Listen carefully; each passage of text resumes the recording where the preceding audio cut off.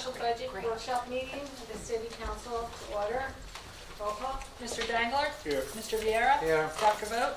Here. Dr. Selly? Here. Mrs. Wittes? Here. And I hereby certify that this meeting has been published in the newspapers in accordance with the Open Public Meetings Act and posted as required by law. Thank you. At this time, we're going to meet with Pat Kowalski, who's on the senior center. Thank you for coming. Thank you. Good evening to everybody. I guess I'm the first for you, huh? Oh. Yeah, good? Okay. Okay. I am requesting this year for $2,000 to be added to my budget for programming. Since 2013 to 2018, the city has given me $4,000 total over the span of 6 years to provide, extra to provide services to my senior center, and it's impossible to provide more programs and programs of quality to a membership of over 800 seniors that are registered with us. So, like I said, I would like if we could see 2,000 added to my budget. And what I did, so that you can see, because I know everyone is new and doesn't know how things work there as far as grant monies and monies from the center, from the city, excuse me. I made up packets for council people so that you could see. And also, well, Mr. Jackson, you've seen this, so I mean, the mayor can. Thank you. So the reality, I'll let you get them first. Do I have enough? One more, I think, yeah. Okay.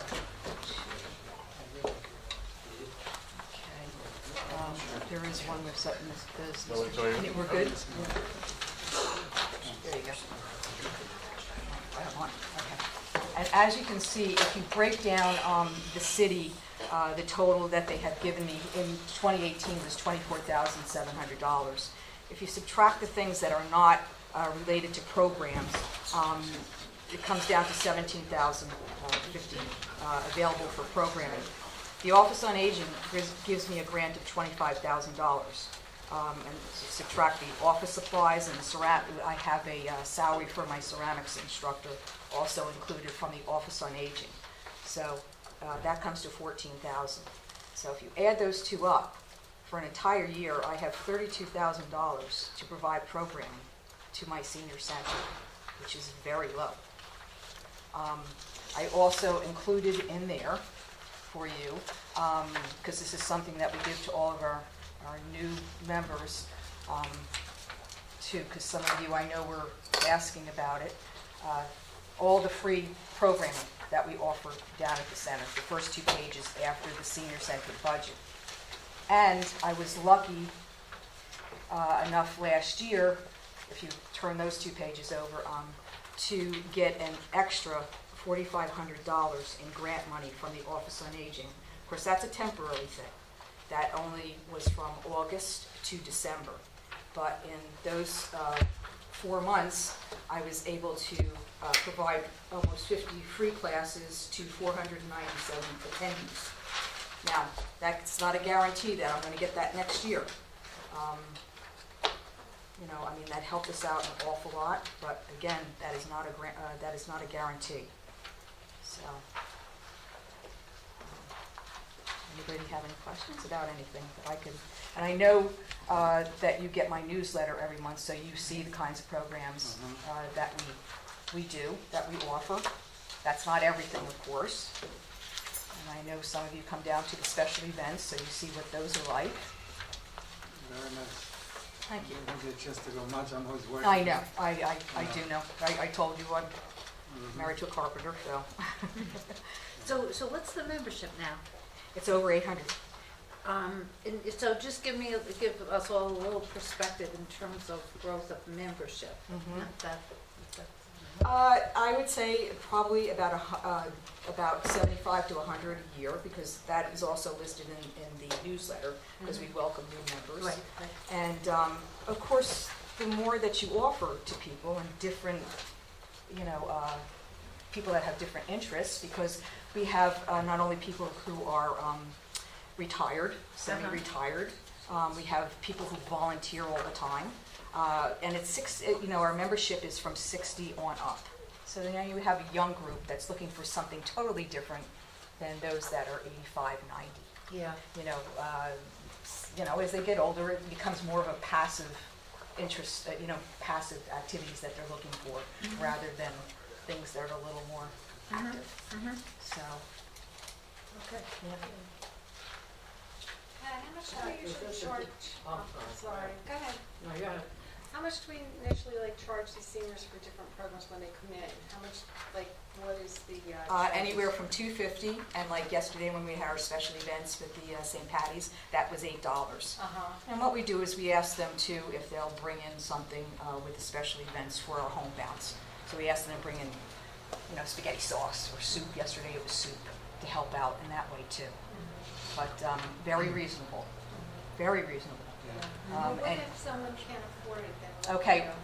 you do? If someone can't, that's why if you noticed in the newsletter, whenever there's a monetary value put on something, it's always denoted as a donation.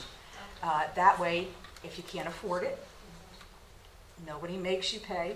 If you don't want to pay, nobody makes you pay. Okay.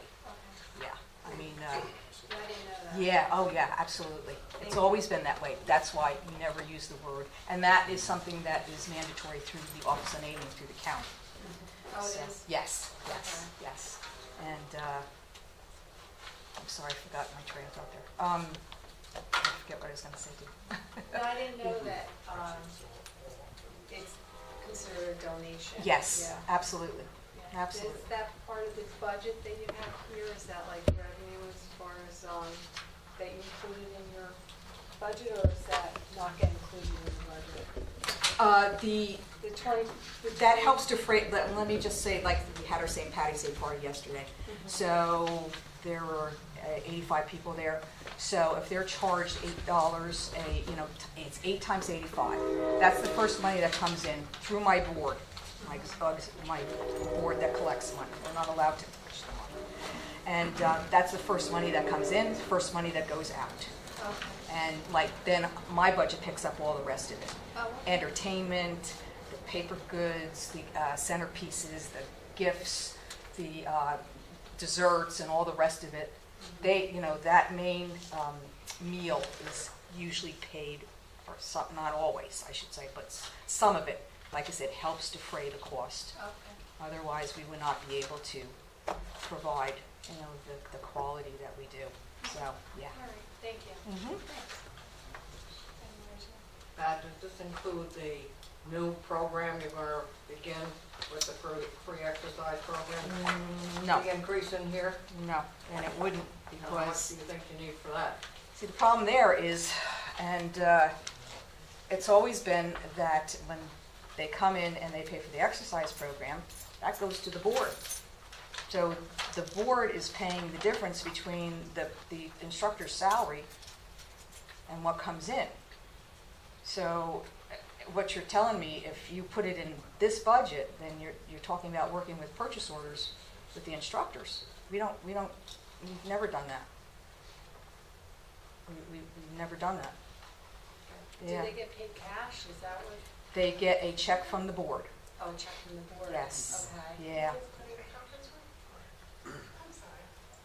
Hi. Go ahead, I'm sorry, what are you looking for? Yes. Oh, the council meeting? Come on in. Okay. So I don't know how that's going to be Well, resolved. you don't know if there's going to be an increase at all, correct? Because, I mean, in other words, we're not eliminating any teachers by doing that, correct? Well, I do know that some of the teachers probably, I know a couple of them would, because when we worked through the August to December programs through the Office on Aging, they were paid with a purchase order, but it wasn't for every single class. You know, it was random classes, but I don't know how that would go over if I had to tell them that they were going to be paid now through a purchase order and that they had to wait a couple weeks. in order to get paid.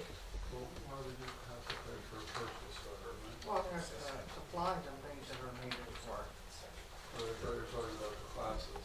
no, I'm not talking about, yeah, Oh, I'm sorry. You're talking about the exercise classes, right? yeah. Yeah.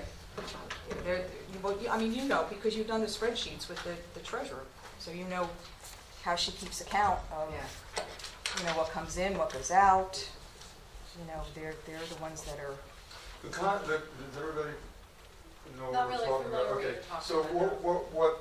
what I would like to do, Pat and George, I mean, I thought we kind of discussed it, that we didn't necessarily think that there would be an increase at all. Am I an increase in what though? an increase in, okay. So the idea is that each senior resident would get each senior member of would get a card that entitles you to 4 free passes a month, or 1 a week. So the idea would be that there are 21 classes in a week? No, now you're talking about exercise classes, correct? Just exercise I classes? thought that's what we're talking about. Right. Are we talking about something No, there's else? there's not 21 exercise classes a week. There's probably, 21 a month, I'm yes, sorry. yes. Yeah. Right. Were you referring to exercise classes? I'm sorry? Were you referring to exercise classes? Yes, I was. Right, okay. So the idea is that each member would get a card.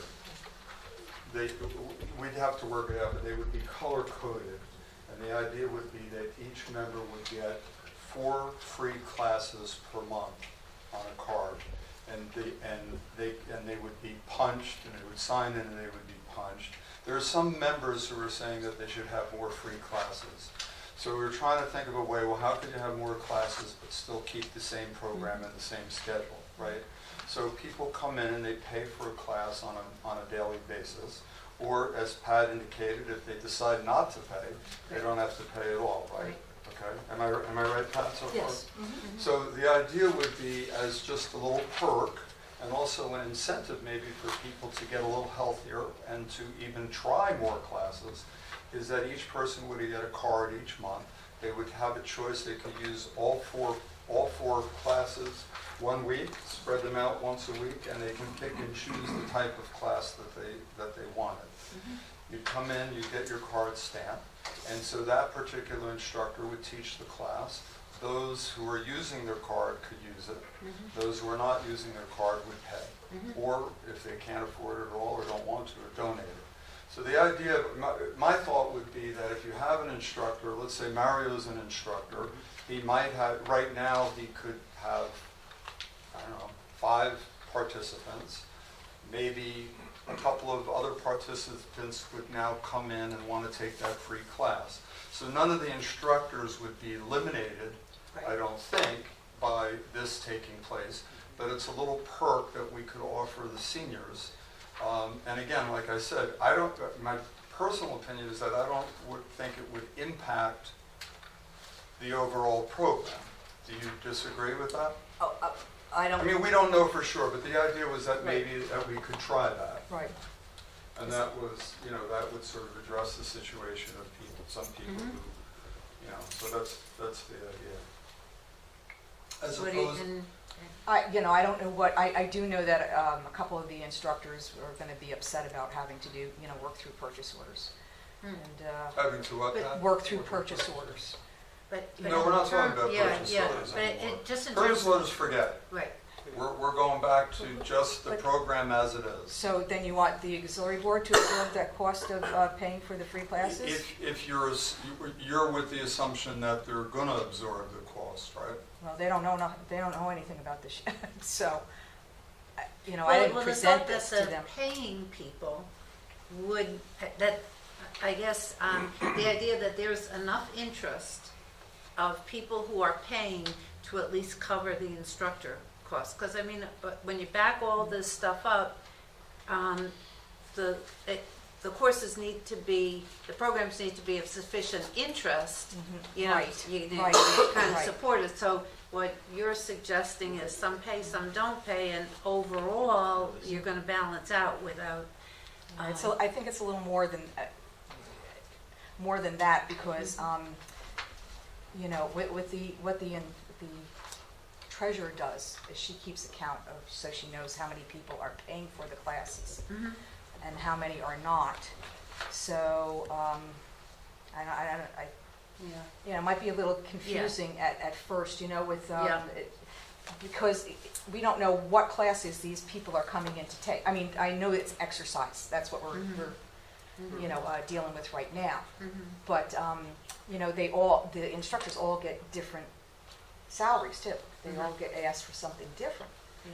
So, the problem Right, and may. you have to understand that, I think you and I are on the same Yeah, I page. think so, The yeah. idea is that sometimes there's a class that is not that popular, and it has to be subsidized anyway, Exactly. because there's 3 people. Yeah. And then there's another class where you might have 10 people, and so the 10 in one class might help subsidize the 3. Right. But the idea is that you keep all the instructors, all of the programs, and you see how it goes on a trial basis.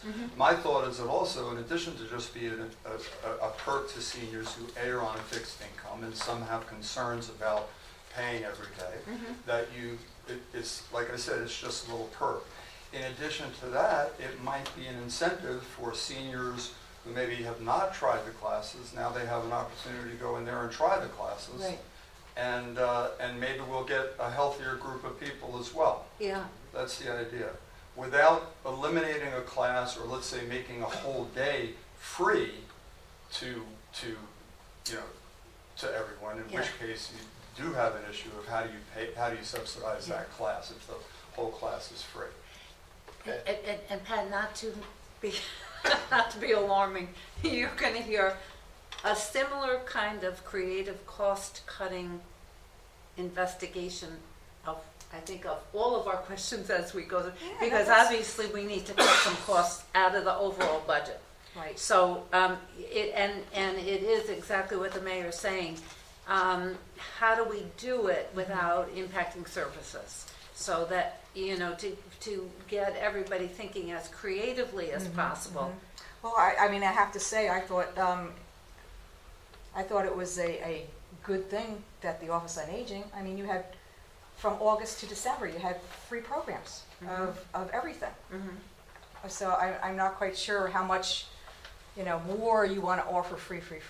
I mean, I understand what you're doing. I mean, Yeah, obviously. But, Pat, it's not like more. It's a little perk of trying, and again, this could be, we could try it. Right. Yeah. If after 2 months, we're losing, significant money, or then you're going to have to cut back or something, then Right. of course, I mean, George, you kind of felt it was a good idea, right? Yes, and Pat and I talked about this at length, and obviously she's concerned about her budget, how it's going to impact it. Right. She made that clear. Right. And there's no way to really predict, because you don't know which classes people are going to take. Right, you had that point, yes. You won't know the full impact until we're Right. fully into this for a year. If it is much more than we anticipated, then we increase, or we cut back on the number of allowances that we give, maybe we do 2 a month. I think it's hard to roll those things back, and 4 a month Yeah. is 1 a week. On average, it's not that bad, but we really won't know. Hopefully, if we have increased membership, it would be offset by more people coming in. I don't know how many more you can accommodate.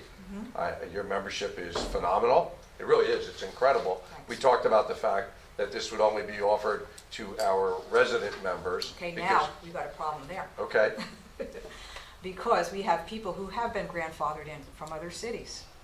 okay. And then part of our exercise class is that, you can bring in a guest from the neighboring towns. Right. If you sponsor that person for an exercise class, we do give them that much so that other, people.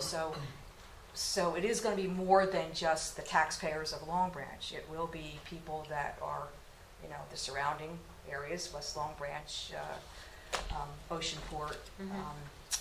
Yeah, so, I mean, Do I we just take- want you to know up front, that it is Yeah, more than because Long I thought we had Branch. discussed that it would be residents, but But, if that goes against past practice, obviously we don't want to. right, well, I mean, how do you Start out handle low. that? How many people are you talking about? You mean as far as been grandfathered in? Yes. Probably, there's about 150 maybe that, because we stopped membership from other towns in 2008, because it was getting ridiculous. I mean, we still have people that are knocking on our doors to come in from other towns because they don't like what's there, they don't have something. And you know, none of the other cities were putting anything into your budget, but their people were coming to our place. So we had to close the membership in 2008. It just Yeah. wasn't fair. Yeah. And so, I mean, that's something to take under consideration unless, you know, if they're already registered with us and they're already doing the class, you know, you just can't take any, obviously can't take anybody new. And we would have to get rid of that other thing where they could sponsor somebody from the outside. Do you charge dues, membership dues No, each year? no, And not how at all. about people who are just, you know, joining? Do they get charged a fee? Oh, God, no. We've never charged for registering. All right. I didn't Membership know, is, just yeah, no, asking. no, membership is free, Okay, yes. thank you. I mean, Pat runs a great program. Everything is reasonably priced, right? I mean, Mary Jane, and she, you know, We have stretches the her best dollars Right. very much. Money My down, thought money was down. just to try a little something here. If it works, it works. If it Yeah. do- I mean, to George's point, Yeah. it's right. It's hard to roll back something that you put in Right, place. yeah, Yeah. But, And Pat, again, you're going to be hearing the recurring theme among all of us with every review Right. of, you know, the overall goal is, you know, we need to get the overall budget down a bit. And how do we encourage some creative cost-saving strategies that are not going to impact Right. people? And, you know, it's not just the people sitting around this table, or not just the people in this room, it's, all you know, all of us in the community realizing, look, if we need to control costs, and if it's something that you're still going to be able to participate in a good number of activities, you know, then great, let's give it a shot and see what happens. One last question. What percentage of your membership would you say participate in exercise classes? They asked me a percentage. I mean, would you say Yeah. 10% maybe? 20? Less? Yeah, probably 20. 20%? Yeah, I would say 20, yes. Yeah, I was going for 150, yeah, exactly, yeah. Pat, those seniors that sponsor a guest, Yes, any senior can do that, or just those it's, who are, we just offer that for the exercise programs. okay, do they pay to sponsor Oh, guests? oh, yes, oh, yeah. Yeah, absolutely. No, just- Yeah, no, I wanted to make sure that you know, that And also, they're not coming in on your, you know. Your dime. Yeah, Our exactly. dime. That's right. the system that you guys use, you said whatever the shortage is, the board writes a check. Yes, the difference between, say someone's, you know, like I said, gets $40 a class, and say there's 20, say there's 15 people, So if you're $10 short. the board exactly, writes a they check. pick it up. The board. They writes a pick it check. up, yes. Where's the board get the money from? They do some fundraising throughout the year, like our bazaar is a fundraiser, yeah. You heard about the bus trip, right? Yeah. Where we go? Unfortunately, our board will be footing the bill for trolley tours. If anybody needs to know, they went bankrupt. And our board had already, you know, they were sponsoring a trip. Yeah. And they just, Trolley Tours just told them last week, so now my board has to foot the bill to pay back everybody because their chances of seeing $500 from somebody that's bankrupt, a company that's bankrupt, you know, is Yeah. not good. So, yeah. Exactly. Exactly right. Thank you. Yeah. Everybody good? Then thank you. Good, thank you. Thank you. Thank you. Thank you.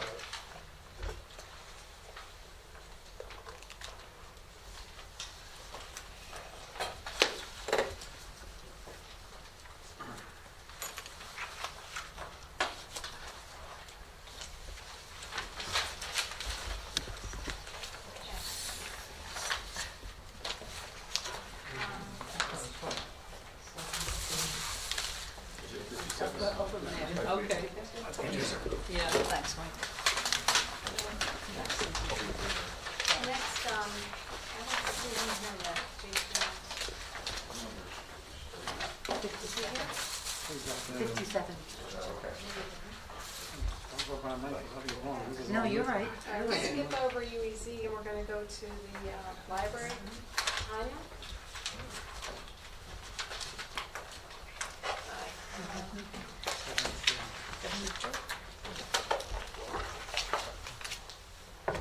Board members, libraries. I think it's 73.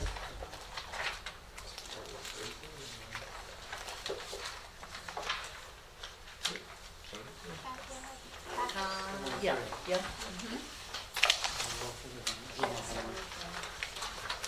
But not all.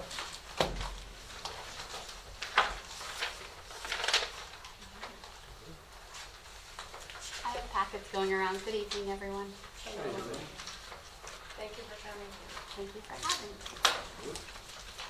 So I'm passing around a packet, budget overview, 2019 overview, just to kind of explain how the library gets our funding. It's kind of a unique situation. So because we are a municipal independent library, our funding is established by a state mandated formula. It's referred to as 1/3 of the mill. So the formula is in the packet and we can go over it really quick. So it's linked to your, to the equalized valuations of the city. So every year it can vary. Right now we are almost up to full funding. The last year that we were at full funding was 2010. So we're almost there with the 1/3 of the mill formula of the city's contribution. So just really quick, how the library funded. The 1/3 of the mill, it's referred to in library world as 1/3 of the mill. We all anticipate that every October because it varies. So one year we can lose $60,000 in the blink of an eye, or we can get see an increase. So we really don't know what we're going to get. We just go based on the past budget. So it's 1/3 of the mill, and you can see the formula is $33.33 per $100,000 on equalized valuation. So we're awarded that city contribution in the beginning of the year, and then our board votes on our budget every reorganization meeting. So our board approved the 2019 budget in our January reorganization meeting, and our board members are listed on the back of the packet. There's 4 types of public libraries structures in New Jersey. We have joint libraries, we have association libraries, we have county, and we have municipal. The county systems serve about 35% of the population, and municipal libraries serve about 61% of the population. We're an independent library, so we're not part of the county. We're part of a consortium that we pay into. It's called LMXAC. It's comprised of almost 30 libraries, and that's where we do our cost sharing with other libraries.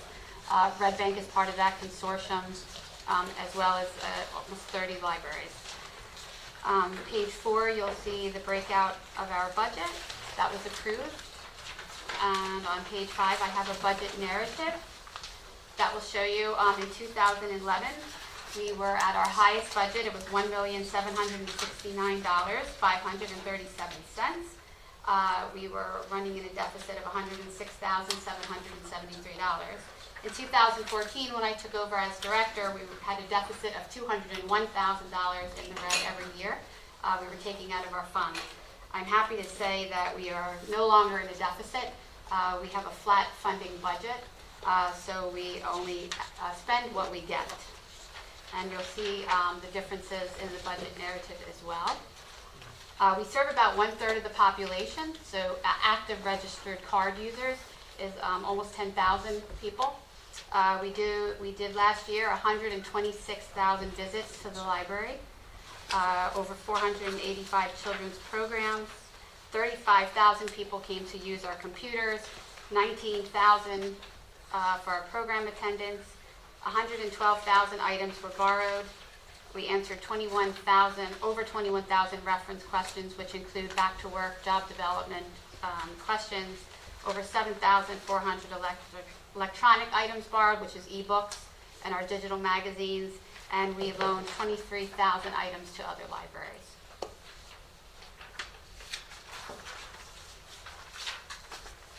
Do you have like a reserve in your budget also, or? Yes, we do. Currently, right now, we are up to almost 400,000 in the reserve. Am I And are you required to have a reserve, or? Yes, well, we're required to, it's called the Transfer of Funds Act, so anything over a certain percentage of our operating expenses, if we go over, when we do our audit, part of that would be returned to the city, but we have never reached that threshold yet. But if we do pass 20% of the operating expenses budget, then the auditor performs the Transfer of Funds Act and it gets returned to the city. So we can only carry so much. Yes, Thank you. you're welcome. Nice piece. Thank you. Yeah, totally. Thank you very much. Yeah. Thank you. And if I may add, when I came in on council in 2010, talking about the increase of that third mill, well, you weren't the director, but I think the city had to put in $60,000, I think, just to meet what was needed to. Above the 130. Above Yes. the There- one-third mill to operate. And so since, I mean, you know, we've been going up, and Tanya has been, increasing programming and servicing and saving some money typically as well. Wonderful. He's also been given several awards. Mhm. Very good. So I know we have a totally outstanding library, thanks to you and your staff. How do these numbers compare? Like, what are some of our real stellar areas? Compared to other libraries or Yeah. compared to the year prior? No, compared to other libraries. Compared to the other libraries, I would say we're referenced by the New Jersey State Library as one of the top 3 libraries in the state of New Jersey. So our numbers, if you compare us to, and we all share and we're all partners libraries, so it's difficult to kind of put it out there and compare. But if you would compare us to, let's say, comparable Neptune, who has a pretty similar demographic and population, we do probably 3/4, I would say, we do more programming and we have more visits. Okay. So we really do. I did a presentation to our board and to our staff during an in-service about 2 years ago, and it was called What Makes a Good Library? And in that I said, we're always championing ourselves that we're a great library and we're a good library, but let's put this to numbers and see. So I did exactly that and compared us to national trends, municipal trends, and we really were in the top 3, if not. I mean, compared to large libraries like Middletown, we're up there. We are, our numbers are very good. Yeah. I'm proud to say that we have an excellent library team and a fantastic board. Yeah. What's the Great. $40,000 increase for? In the budget, Yeah. if you look in the narrative, I have it all broken down. So you'll see the decrease in fringe was $95,736, and then you'll see the increase. We expanded What page is that on, please? 5. You'll see that we expanded Elbron hours, so Elbron utilities, service contracts decreased. There was an LMX AC increase, and then whatever extra we put back into fringe just to be on the safe side. We always overestimate fringe, probably about 10%, Mike? Rose, are you referring to the difference between the $1,621,000 and the $1,660,000? Yes. Oh, that's, That's a calculated tax, that's the Yeah. calculation that Tanya was referring to as the rate, as a percentage of the rateable base. So that's Non-negotiable. state established, Yeah, not that's- raised as almost like a separate tax. yeah, I thought you meant the breakdown. Yeah, that's the 1/3 of the mill formula that I was referring to. So when you see your assessed values go up, the library budget is going to go up as well. And when you see the assessed values go down, unfortunately, we take that hit as well. And we're required to pay that amount Yes, for the mill, it's a state law. state law. All municipal libraries are funded that way. Oh, okay. Tanya, when did David join the staff? He came on as an intern 6 years ago. We hired him 2 years ago as a full-time social worker. Okay. Is there any way to measure his impact? Well, currently, yes. Now he's collecting stats, how many people he sees, and that would be included like in our reference questions and so forth. But he is collecting stats now. Okay. Yes, yeah. He collects stats on how many homeless people he's placed or how many referrals he's made. Okay. Does a wonderful job too. Oh, yeah, Yeah. good. So in addition to the 33% mill and all that, you also generate revenue for for? We generate revenue, it fluctuates between $10,000 to $20,000 a year, and that comes from fines, overdue books, and so forth, as well as state aid. We do get state aid as well. The state aid we used to in 2010, probably a little bit earlier, we were up to about $40,000 in state aid, but now that's diminished. We average about $13,500 in state aid. And you'll see some legislation that's going around now asking for an increase in the budget. Unfortunately, in the new federal budget, libraries have been eliminated completely from the federal budget. So there's a big push for our senators and our representatives to come forward because some libraries really do depend on that state aid. We're very fortunate in the city that we do not. We have a supportive board and a healthy budget so far, but there are libraries obviously that have very low evaluations and they depend on that state aid, and to see it cut completely out of the budget is going to hurt, devastate a lot of libraries. I mean, we get $13,500 from it, so we usually put that into technology. Thank you. You're welcome. Thank you. Any other questions? No? Thank you very much. Thank you. Thank you.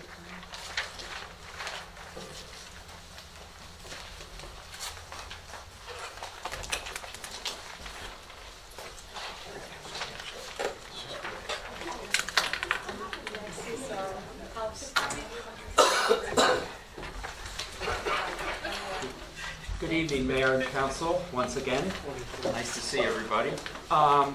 So the Health Department, Sid Johnson from the Health Department. So our budget is, the last 2 years has been the same, but this year we did ask for some additional funding.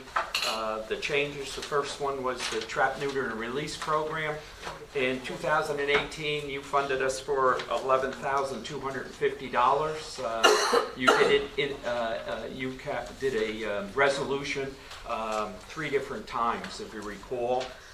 What we did this year is we actually put it into the Health Department budget, and in addition, we asked for another $3,750 which would allow us to do 400 cats. And the idea is that they spay them, and then we return them to cat colonies, the feral cats, and they live out their life. And it does save us money. In the past, before we did TNR, we charged, it was SPCA charged us $250 per cat, which would, with the amount of money we're talking about, would handle 60 cats.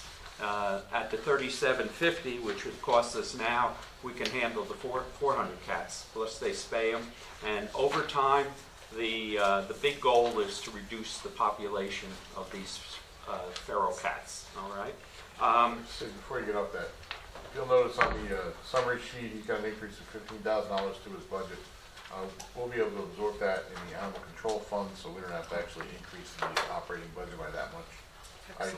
Yeah, that's a special trust fund, just so you know, that funds that. Comes out of, like, the lady last night was talking about special trust funds in the state level. When we go to court and it's an animal violation, the fines would go towards, deposit it, right? Is that right? No. No?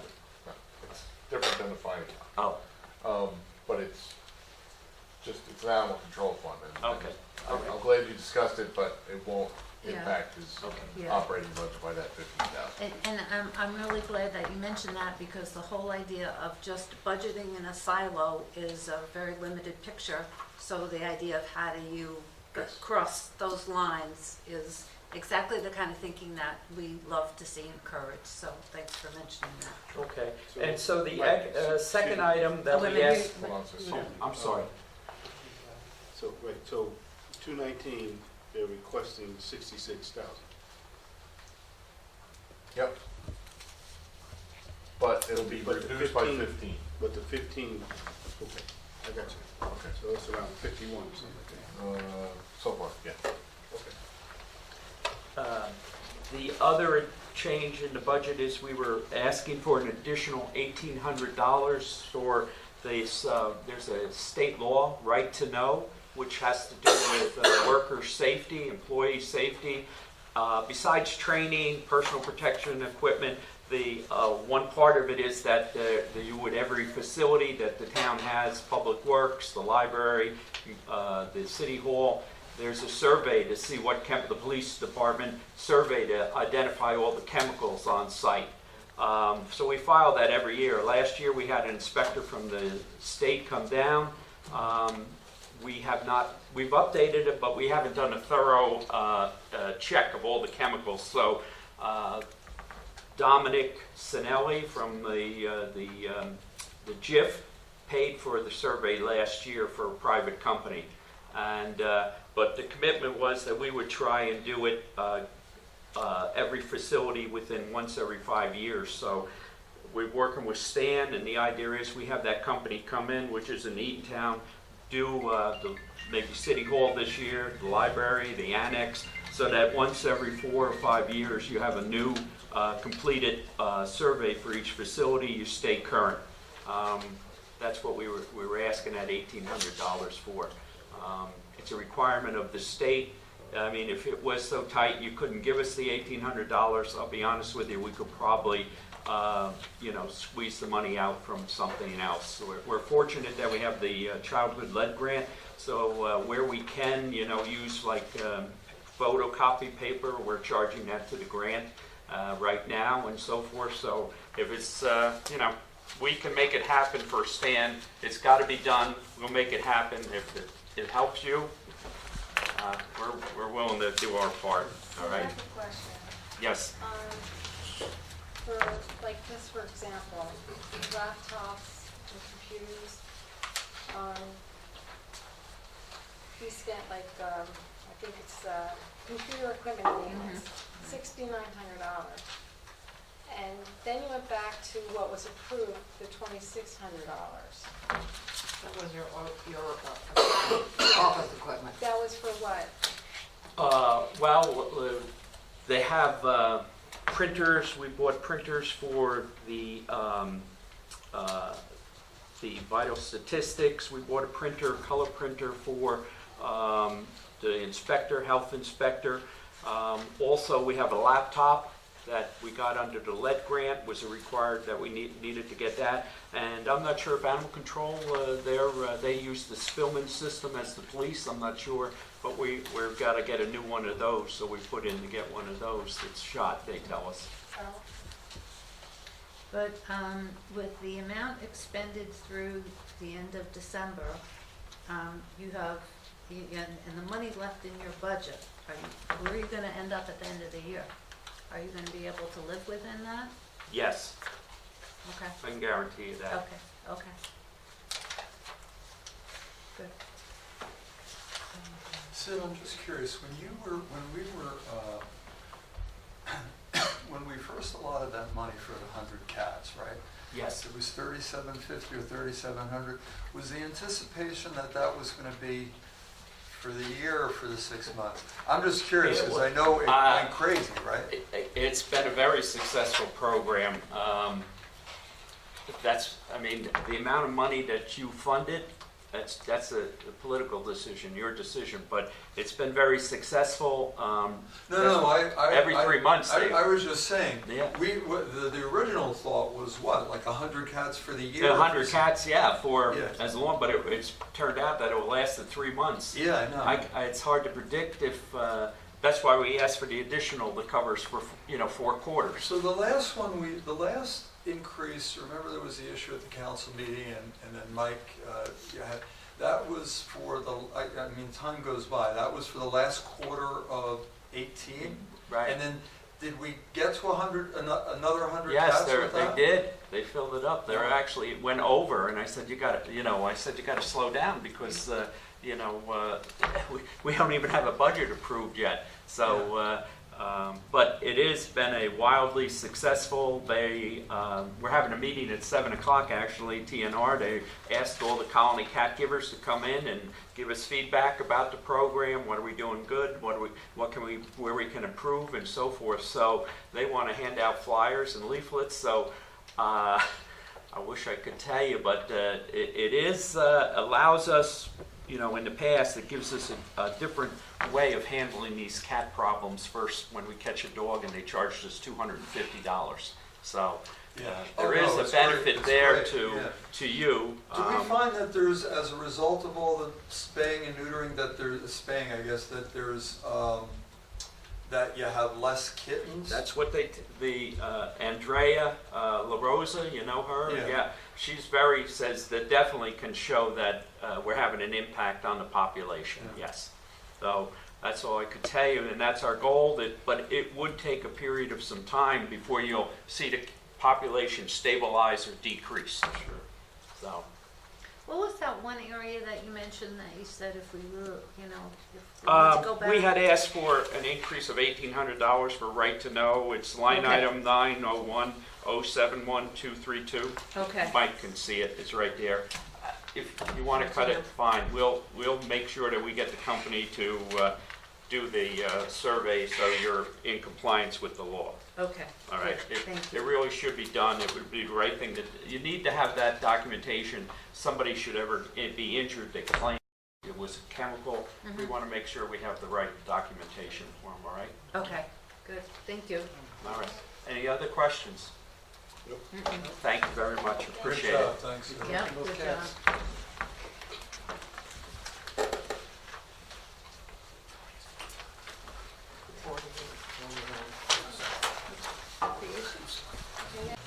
Advertising the actual event went very well, and we went from about 150 to close to 400 children attending our party this year, and we actually ran out of toys, so I'm asking for an additional $2,000 there. We get quite a bit in donations throughout the it's actual toys or books, but even with that, and the $1,000 that I've asked in the past, and we have received approximately $3,200 in actual financial donations for it. So even with that, if we get that again this year, I predict or project that we're going to need added funds, so that's the reason I'm asking for the additional $2,000, and that's the only place that I'm really asking for added funds. The bus I'm tour not seeing it now. for the kids. Pardon me? The bus tour for the kids. The college tour? Yeah, how is that funded? That is funded through donations also, Okay. and also through, what we do, let me start over. If we did not get the donations, it would cost the student approximately $1,100 Right. for that. So we keep the costs to a minimum, something reasonable, and this year it'll be $450 now. That doesn't come to the recreation department, that goes to the housing authority because we do a collaboration. The city of Long Branch does donate certain things. Jake Jones pays part of the bus cost for us to go there, and I donate, or not donate, but I fund things like when we have a meeting, and I try to have refreshments for the parents and for the students, so that comes out of my funding. But the majority of the funding that we get comes from donations such as New Jersey Natural Gas, hospital, certain fraternal organizations, individuals such as yourself, Mary Jane's, also the mayor has donated. And you've been to our soul food dinner, so you see what type of student that we get. And also, what we do is we have a getaway for the budget. We have a 350-word essay that we request every student to write as to why they should be chosen, what they think they'll get out of the tour, and why they think college education is important. So that's where the funding comes for the college tour. Carl, on the 19 request, it's actually, I'm assuming $11,000 more, right? There's that. Yes. Up what, 11,000? At the bottom there. In other words, the numbers don't add up. There's that $1,200 Yeah, that's what I was column. looking at. Yeah. See at the bottom, the 1,200, we're Are you missing looking two at zeros. 50? Are Yeah. you looking 50? No, 48. Oh, 48. One second. In other words, what was approved, Oh. appropriated last year was 30,000. This says 20,000, but there's really it's The $1,200. 10,000, I'm really not sure if that's a typo or what, I don't remember where that. Well, you have the 10,000 listed in 2018. Yeah, what's that? 10,000 was for our EAP counselor. Okay. That we're paying outside service for since we, No, I'm sorry, Mike, I'm looking at the rent. Yeah, $12,000 rent yeah. for the year, but then it has $1,200 rent for the year. it's 12,000, it's not 12,000, formatted. it's just sometimes decimal or a comma. Yeah, it's not 12,000. formatted in the same way. It's just missing a column. Yes. Right, but isn't that taking away the $10,000 at the bottom? No, the $10,000 at the bottom is not there because the last line in 2018 appropriated Is that 10? is 10,000, Oh, is it? and it wasn't carried over to 19, Yeah, so that's a $10,000 difference. I see. So that $10,000 is for our EAP program. We run the PO through Carl's budget, and probably another budget, So just to be clear, what was appropriated in 18? 30. And what was appropriate, what's the request now? The request is 20, but that's because Carl left out the 10. That's what? Carl left out the 10,000. 10. Oh, I see, Yes. right, okay. So okay. it, so We're it gonna will have be to- 30? It'll be 30, yeah. So it will be 30. 807. So our EAP program cost us about 10,000? Yeah, 7,800 average, which is Is that for all the city employees or just? all cities. Yes, all Yes. cities. They come under? Yes. Okay, I understand. So, Carl, the college tour, what is the overall cost of that? Last year it was $31,000. And that also includes, we try to, not try, we've been staying at the Embassy Suites.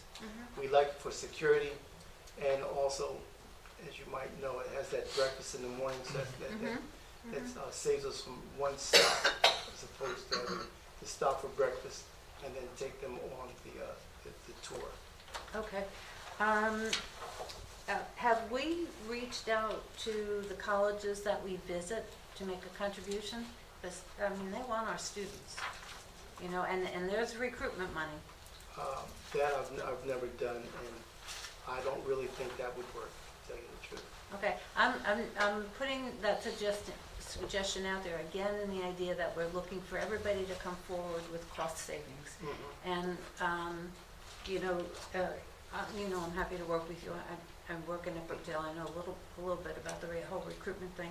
I mean, if I could be of any assistance to you. But, you know, they want our students. And for us to include them on our tour is not out of line to say, you know, we'd love to have you on the tour. How can you help support this effort? Just putting it out there as a Okay. thought. Okay, And again, if you want to carry on the conversation, I'd be happy to do that. sure. What is the success rate, though, with the students that go on the tour? How many actually, attend those colleges that you Since we've been taking statistics, it's 75%. said? Now, we've lost some because we don't always take students from this area. We have actually had students come from as far as Pennsylvania, but the majority of the students come from Long Branch. But we're paying for those Pennsylvania students? as No, well? they're paying for themselves, or else it's coming from the donations. Uh-huh. It's not coming from the city, or it's not coming from the housing authority. But every senior that has gone with us for the past 15 years, because we ask the seniors to bring their transcripts, their report cards, and any information they might have from their guidance counselor, they've been accepted on the spot. And I've been invited to many graduations, can't make them all. I've made some, but we have a good success rate. Great. Is there you've been doing it for what, 20 years now? This will be our 27th year. It's a wow, really, that's great. it's a really good program, and Carl usually invites us to one of the orientations where you can meet the kids and they're quizzed and it's good on a lot of levels, right, Carl? Yes, I would say so, most definitely. Thank you. You are. Anything else? No? Okay. Thank you.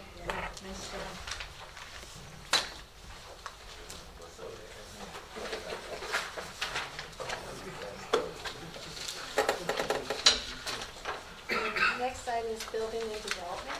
Mr. Moore.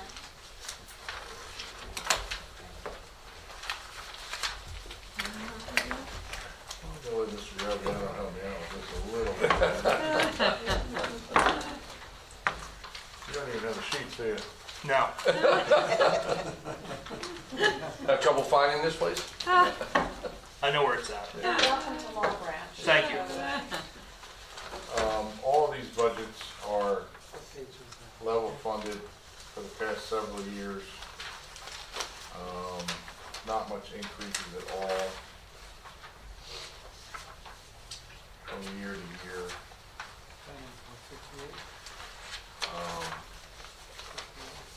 What numbers are we talking about now? We started at 58. 58. I'll get you the budget sheet. Probably should have given you that. I didn't even know.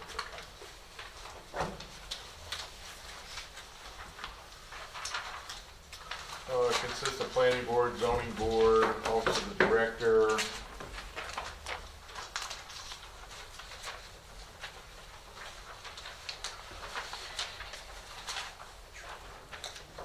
Construction official, division of planning. That's about it.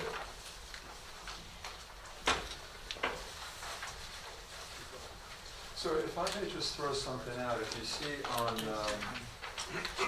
it was 61, which is the demolition of abandoned and unsafe buildings and abatement of code violations, like in the past, Mike, you probably know, that was funded typically at about $9,000. Years ago, we decided to up it to 60. Yep. And some of that actually ended up going back, right, Mike? Because we didn't. Yes, we we didn't did. do it, Went reserve, including yeah, this went- year, right? This year Or we last did year, I was there. 18. But, that's money, for example, especially, with the new program we're putting forward, that you have money to take programs down. Okay.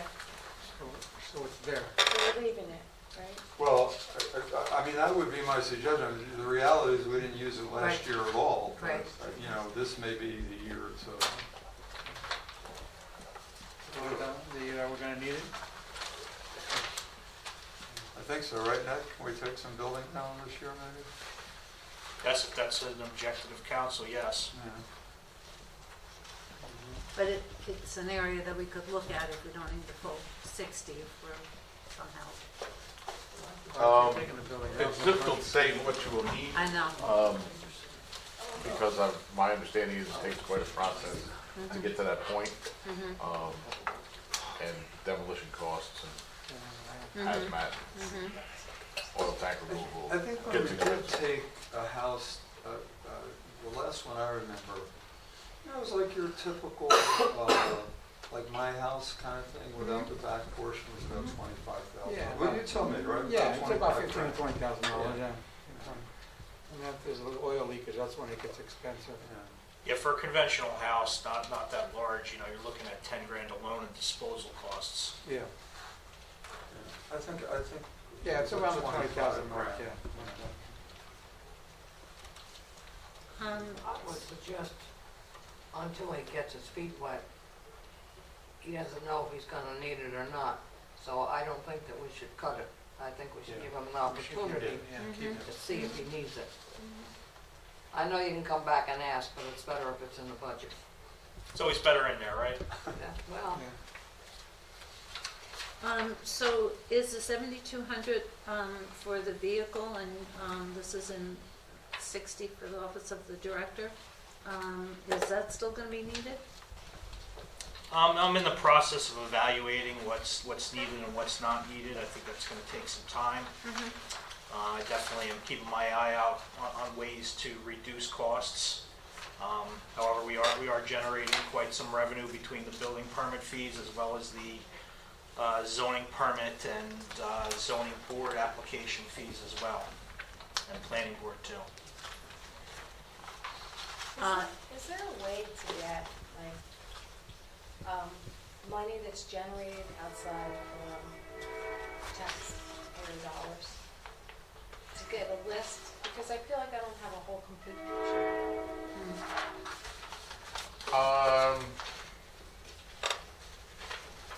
You could, I mean, they give you the revenue report every Yeah, but month I at the want finance something like committee for the meeting. whole year.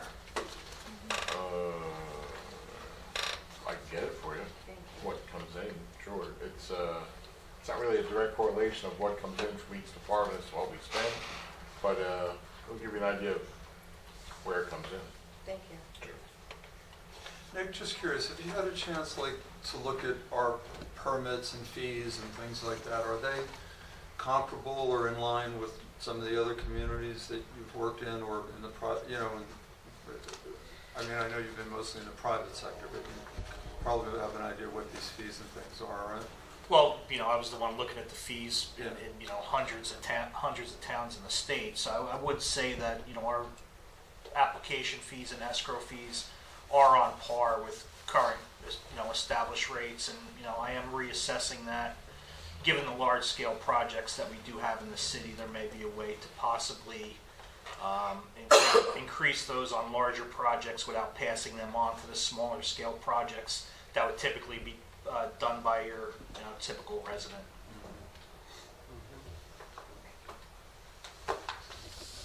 On 62, Mike, we have the request for a Borough of West Long Branch, an increase. What for? That was put in there several years ago. It's a steady number year after year. They put that in for expenses to be For what? incurred. They put that in for expenses to be incurred with the additional work from West Long Branch. But that's done and over with now. No, we still service West Long Branch, so it's continuing each year. Different items, You're paper thinking- products, You they, take a lot of each. filing, Yeah, and I know, things but- like that. Yeah. Why are we paying Why for we it? pay, why we If we're pay? servicing them, they should pay for it. We get all their building revenue. That is a huge moneymaker. This menial amount of money is not anything compared to the $250,000 we've taken in building fees from So all the West Long. permits and everything, they pay us. They pay us directly and we keep, short of the Okay. state fee. Uh, So, Could this be like mailings and things like that on their behalf?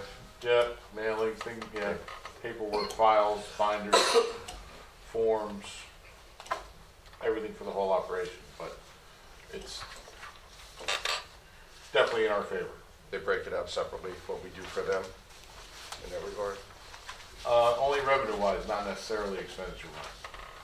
I feel like we should have like what's coming in and what's going out so we know, because we have no clue. You know what I mean? I think that's kind of where I was getting. Yeah, that's what Wolf did. Because then we know we see the 900 some coming out, but we don't see what's coming in. And you know, we all know, but we have no clue, you know what I mean? Okay.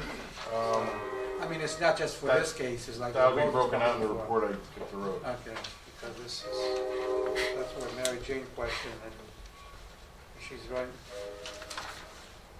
I have a question, and it might pertain to the budget because it might have an effect on it, but when someone comes for a CO, I don't know if you will know this since you've only started on the 11th, but are they given literature as to what, in different languages, as to what's required if they're like a tenant and they have multiple residents, like apartments and things like that, and just single-family homes as to like when garbage pickup is, and is there like, do you know if there's like a little folder or pamphlet as to what, because we no longer put it on, we had a calendar at one point, we no longer have that, but just certain things like that. when our brush pickup is, when our bulk pickup is, garbage. Oh, on and, the website. What's that? I know, but Yeah, we most, I don't know if everybody goes on the website, I see so where you're getting. Yeah, because so- if you get a CO, you automatically know. what's expected of What's expected of anyone them. that lives in this town. I'll look at ways to get that information out to people. I'll think of the best ways to get the message out. I know in other municipalities, they put that information in with the tax bills. It's something that people obviously open up and will require to be addressed. So I found that, we did that in my other municipality I worked in, and it seemed to be pretty effective to put it in the tax The bill. only thing we have with that is a lot of rentals. We have a lot of rentals and they don't get tax bills. I mean, they're still responsible for garbage out and stuff. Well, the issue with the CO doesn't go to the renter either. The CO goes to the building owner. But So we can't necessarily insure, but we'll think of ways to get this information out to people. Well, if you have an apartment complex of some type, can we require that the landlord posts something in the building so that all the tenants can see it, as far as like certain things that are expected in this community, and not park your car on the lawns and things like that? I mean, we're looking to like clean up Long Branch and get cooperation from all the community members, and it's not gonna happen if we have, various apartment buildings and things like that where people don't follow rules and regulations, and they may not be following it because they don't know anything about it. So, my point is to get the word out as, much as possible. Handing out pamphlets, posting things in buildings, and of course, it's gonna have to be in different languages. So my point is, when you have this budget, is there money in there to do something like that? Yes, I will definitely find ways to disseminate information, and we'll increase enforcement in those areas to focus on more of those quality of life issues that are important to the community.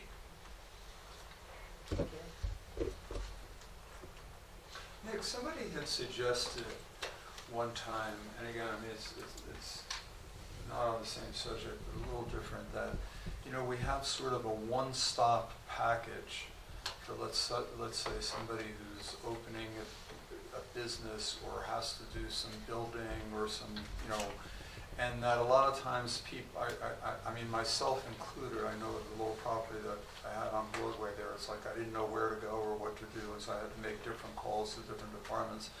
And somebody, it was a small construction person that suggested that they have like sort of a package that just has all that information so that people aren't kind of running all over the place.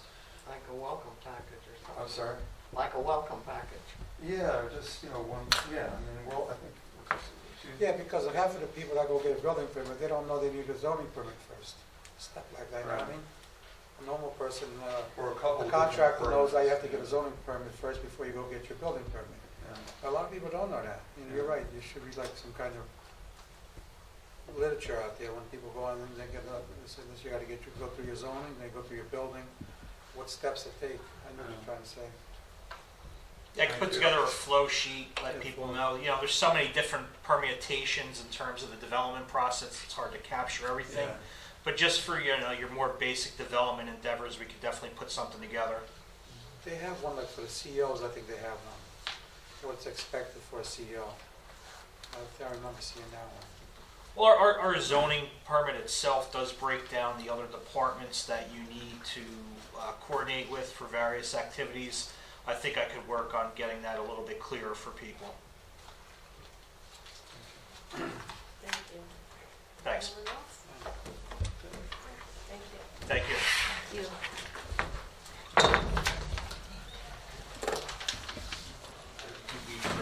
What is it? Conservation. Yeah, what number? Yeah, conservation. Trucks. 52?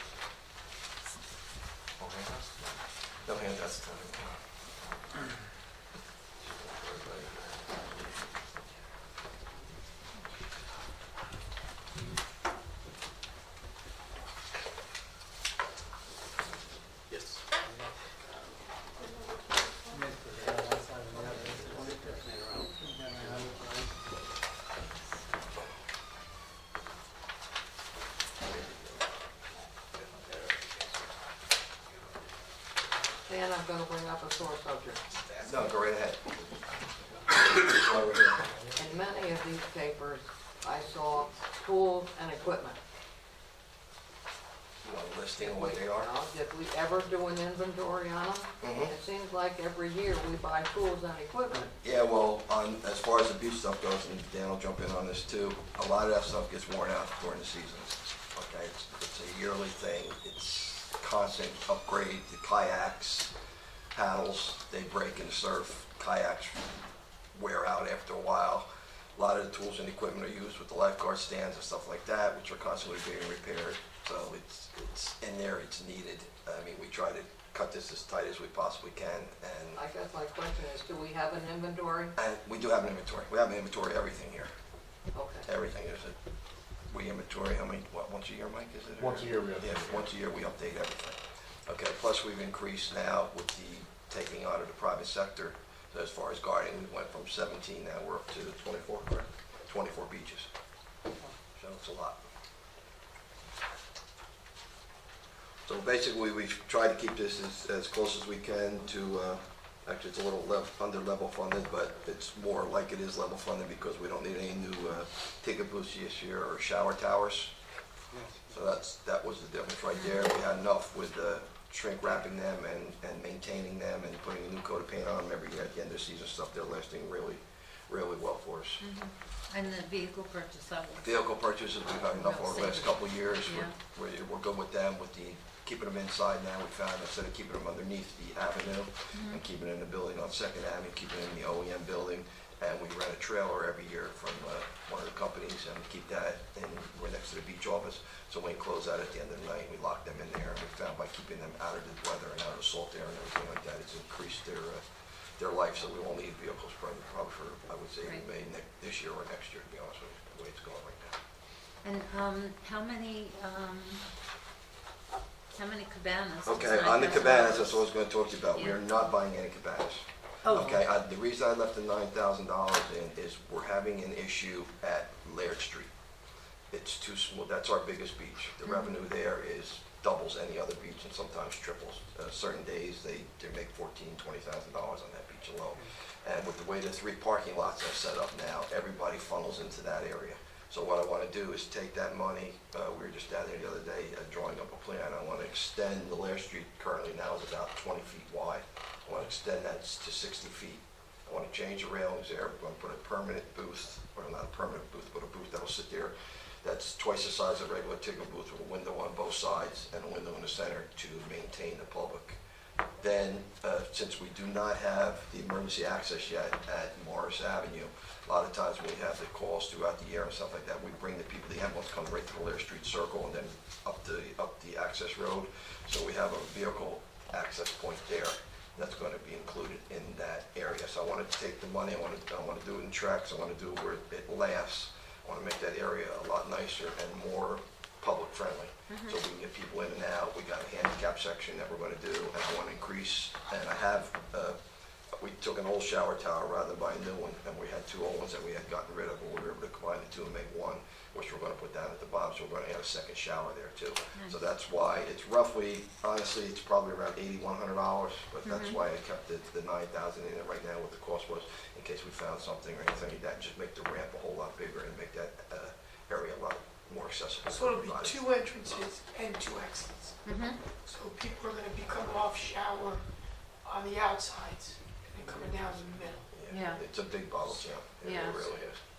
So Mike, will these numbers kind of be moved around then into appropriate categories so that when we look at the final budget, we really know total, realistic totals per category? You know what I'm saying? Well, I mean, I don't know what else we would call it. I mean, we could, instead of calling it new cabanas, we can call it ramp upgrade, ramp Right. improvements. Yeah, I mean, just so that the budget makes sense at the end, to We're anybody originally going to looking do the at it. cabanas Yeah. down at the north end, and North Bath Avenue, and then we decided not to do that because it was just too much, everything like that. And I didn't have enough time to change it on the Yeah. budget sheet, and I was just going to talk to you about it when we came up. Good. Good. Any other questions on conservation? Yeah, we just got so many comments, so much positive feedback on the beaches last year. Yeah, it's, And It's been really good for us the last few years, you know, everything's working pretty good down there. Yeah. So what are we purchasing for $71,000? That is all the beach equipment. If you go to the backup sheet, I have the backup sheet, but it just says $71,000 on top. Where are you, The whole Rose? thing. Oh, I see. that's first aid supplies. The main thing in there is the beach badges come out of that. Oh, your beach bag. Yep, buoys and lines, repair, purchase of lifeguard boats, the oars, the American flags for all the stands, the kayaks, the paddles, whistles and miscellaneous supplies, the binoculars, the rescue torps, locks and keys, umbrellas for the stands, rescue fins, miscellaneous setup supplies. A couple of, every year we buy a couple more defibrillators for the beach, rescue board, the repairs and everything, because they get damaged. So that's the whole ball of wax as far as all the lifeguard equipment itself. Dan, you got anything on that? No, that's exactly, and we, as Stan had mentioned earlier, we had to replace more kayaks than usual.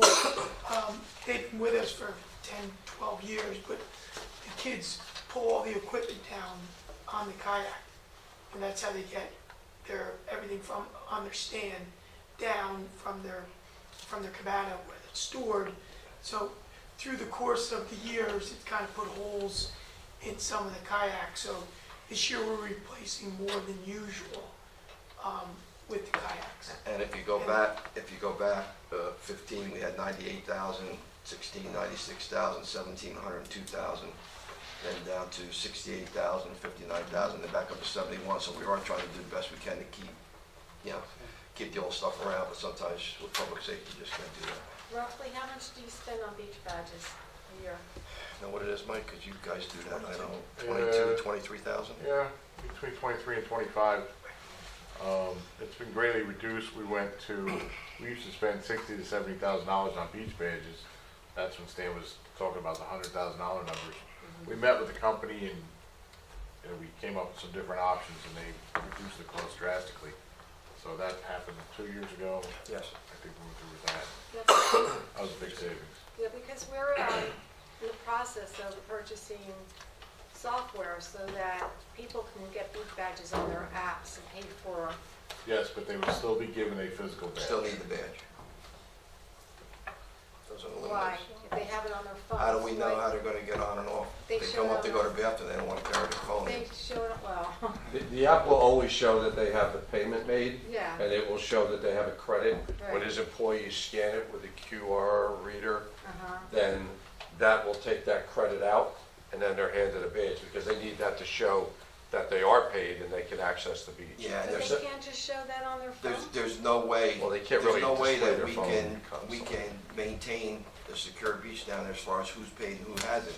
Because we do beach sweeps all day long with the police department, stuff like that, and we check for beach badges and stuff. So that means every time we would do the beach sweep, if we don't see Yeah, a that's beach badge, everybody. we Yeah. have to ask somebody to pull their phone out.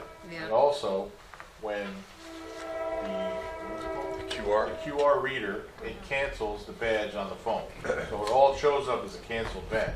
If the person walks up and goes to the bathroom, they can't get back out because all they show is a canceled badge. What it really is a credit. If you purchase 3 badges, once they scan one, there's 2 credits left. So all it does is it subtracts the credits Okay. from the phone. It's not a replacement for the badge. So we have to get, It's really, it's a proof of payment is what you have on your phone. Once they cancel that proof of payment, they get a badge and then they can access the badge. One of the things the company did talk about, the possibility of advertising on the badge. And therefore, whoever was advertising on the badge, they would defer the cost of the badge. Whether it was one person, whether it was, it's not a bad idea. Yeah, down the road, that was something we that, could do that, but we definitely need the badge. Okay. Just thought I would ask. No, that's fine. Worth a try. and everyone's expected to wear the badge at all times. So when they come off or go to the bathroom or go get food, they're expected to have it on them. Okay, now, not that I'm a senior citizen, all right, but I don't have a badge when I go on the beach. Correct. Why? Because when you show your ID, your license, we can't give a badge for that. You just show that you're a senior citizen, you go on for free. So shouldn't we have something? Because I might not want to carry my license to the bathroom when I, you know, I think we should have something that, you know, would show that we're, you know, there legally on the beach. We can, but our kids are pretty well trained on ages and stuff like that. They can usually tell, and we really don't push that. I mean, if I walk on the beach, they're gonna let me on, say, here you go, you're old and dirt, but I mean, you know, it's just, Good looking at an ID. we've never had it in the past. We can maybe come up with something. That's on both ends, then you have the kids under 12 Yeah. don't have a badge, Yeah. True. they have nothing. Yeah. So it does, you know, it is a topic, you know, definitely discussed and needs, you know, continued. That's kind of the way we do it. You know, we're one of the few beaches in the Northeast that doesn't charge senior citizens. You know, and we love it. You know, I think it's great. And But veterans as well, right? and it's not easy for our kids. Don't get me wrong, because they're asking, and like you said, a lot of times, well, I don't have an ID. You know, I didn't bring my license. And it's even worse on the other end, because you're talking about that kid Yeah. who's 15 who looks like they're 12, or a kid who's 16 who looks like he's 21. Yeah. And now you know, then you expect everybody to have a school ID. You know, like most of them do. So that's kind of where it's a sticky point with our ticket people, and you know, we usually smooth it out pretty well, but it's tricky, Yeah. especially on a busy beach. Yeah, Do we somebody, charge veterans to go on the beach? No. Okay, so they could be any age. active military, we do Okay. not charge, So they could be any age, right? yes. So how do we define? Active military, we just look at their ID and put them on the same way we do seniors. So, And usually the ticket takers are the same, or there's at least 2 ticket takers in every booth and stuff like that, so they're there for the day. Even if one goes to lunch, the other one's still there, and they usually recognize it. There's never anything brought up like that. Is it a 100% foolproof system unless you get something on them? No, it's not, but I think we do a heck of a job with it. To me, to tell you, we catch everybody, or somebody doesn't get on from time to time, absolutely. I mean, we're always chasing people hopping the railing and stuff like Right. that, but you know, right now, unless we spend the money and put something else on, a senior thing or something like that, which adds more to what they have to do, then are the wristbands cheaper than the badges, by any chance? I don't know. We We looked into that. discussed, looked we at spoke that. There was an issue with that, wasn't there? I don't remember what it was. I can get you They, information on that, the but. company makes the wristbands. They make them. They weren't, I think it was a matter of stringing them and keeping track. Right, because yes, they come yes, in yes. rolls. yeah, It yes. was They come in the daily carrier ways. distribution and tracking of them was an Okay. issue. Oh, okay. Wouldn't that be harder if it's, you have like a seasonal, if it's Oh, yeah. seasonal, right? Yeah, we I'm couldn't talking do, we about- couldn't I'm do, talking no, about we daily. could do daily, we couldn't do No, seasonal. I'm just Yeah. talking daily. And the badges that are daily are numbered? Yes. Okay, so that can Different, see different why. colors, Different colors. different colors, we know what colors that day. Pretty Okay. elaborate process where there's X amount of colors, and you know, you never want to try to do the same color. You know, in weekends, we come close to running out. Yeah. So we added colors Okay. this year, like we added colors. About every color you can And- imagine, and combinations numbers, and so- stuff like that to get through the season. You know, because those big days are huge. Right. Okay, thank you.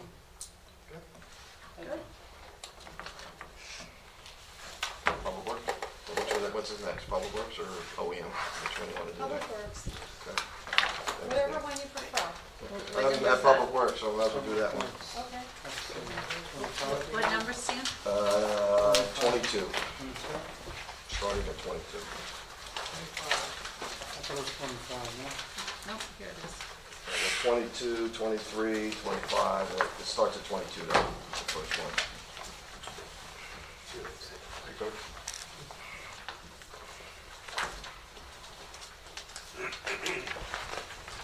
See, you're coming in down on the second one, nice. Yeah, we're getting save a lot of money. Well, We save a few yeah. dollars, you know, I'll wait for everybody to get up here.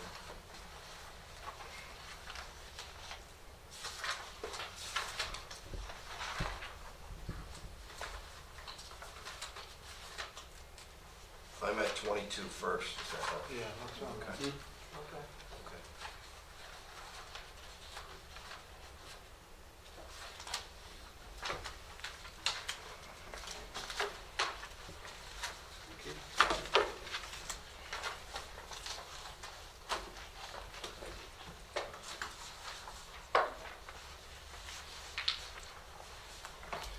Okay, on 22, the reason for the difference there, why it's lower, is the main thing is the education and schooling. Because we had gone through the CPWM, the Certified Public Works Manager. I have a lot of my supervisors, I put through that, I went through that myself. And Derek Turner, Scott Sirianni have all gone through that. And right now I have Marvin Marshall in that. He's finishing up this year, this month actually, so that's why it's only $3,000 to pay for the difference. We won't see that again probably till next year. I got one more supervisor that'll go through, and then if it's okay with you guys, and then that will be, all my supervisors will be completed as far as the course goes. How long does this course usually take? It's 3 months, and then it's a break, and then it's another 3 months. So it's like a 6 months Yeah, course? it's quite a bit, you know, to get the diploma and stuff like that, then there's a state exam. And who sponsors the state, who sponsors Rutgers. the, oh, okay. Rutgers, it's all through Rutgers University, it's at the Echo Center in Bordentown. Okay. How many certified do you have? I have 1, 2, 3, 4, 5, 6 through right now, all waiting to take the test. There's a test that you gotta take the State exam. Yeah, you get the full diploma and everything from Rutgers, but the state's got to get their share, so. And is that mandatory training, or do we? It's not mandatory training. Freddie started a while back. I like the idea, put them Yeah. through so we're Yeah. on the same level. It changes every year as far as the training stuff goes.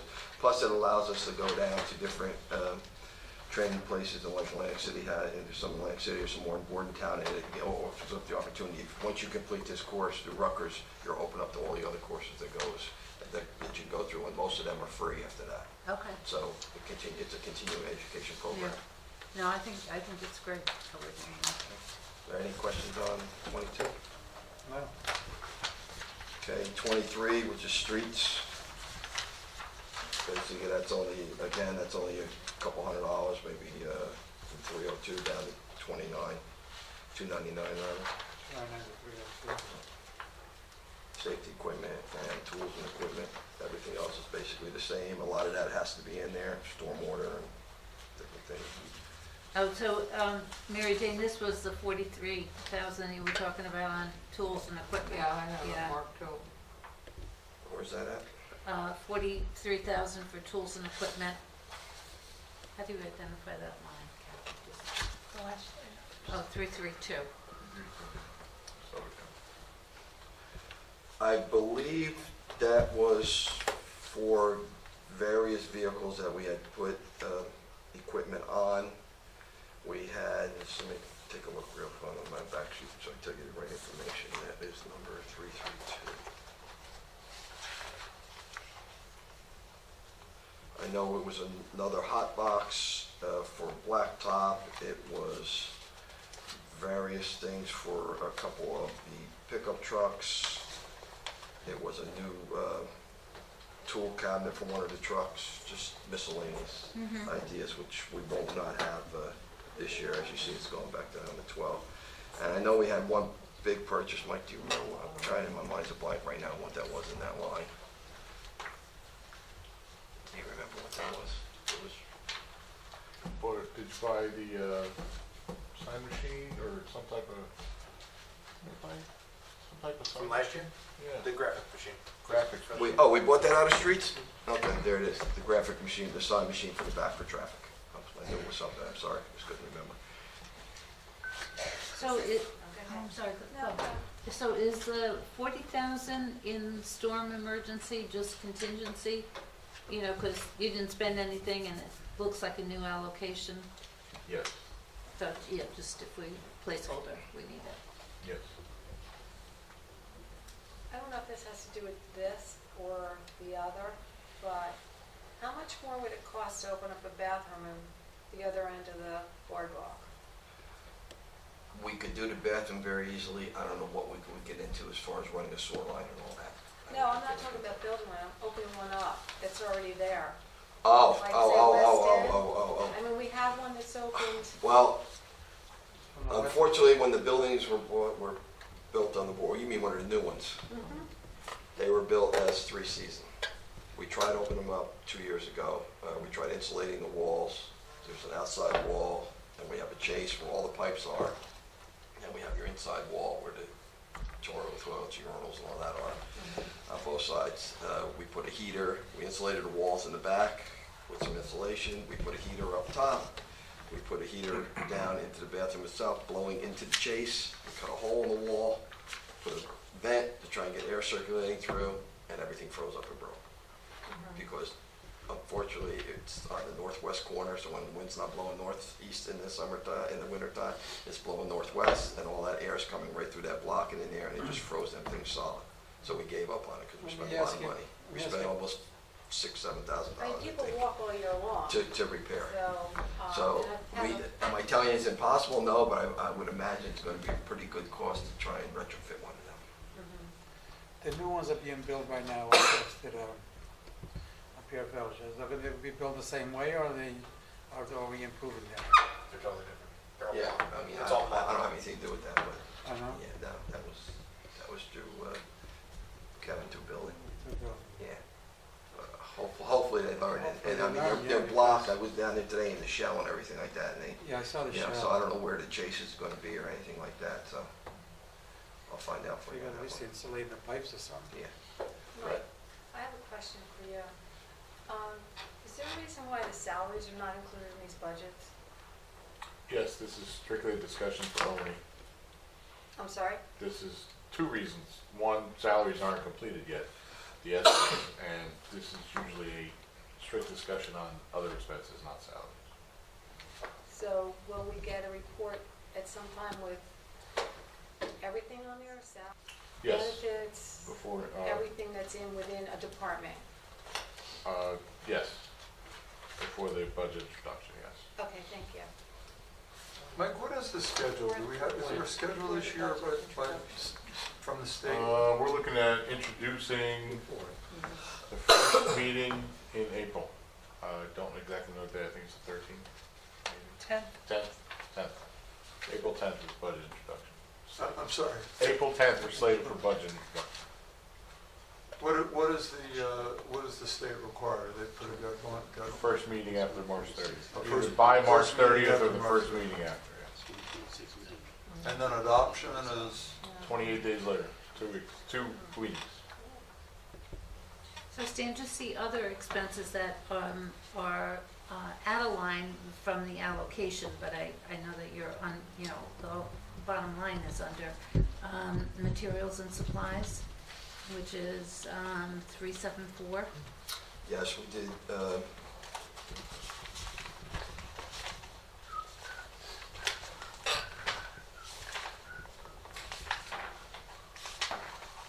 Is that where your salt falls in and stuff, or?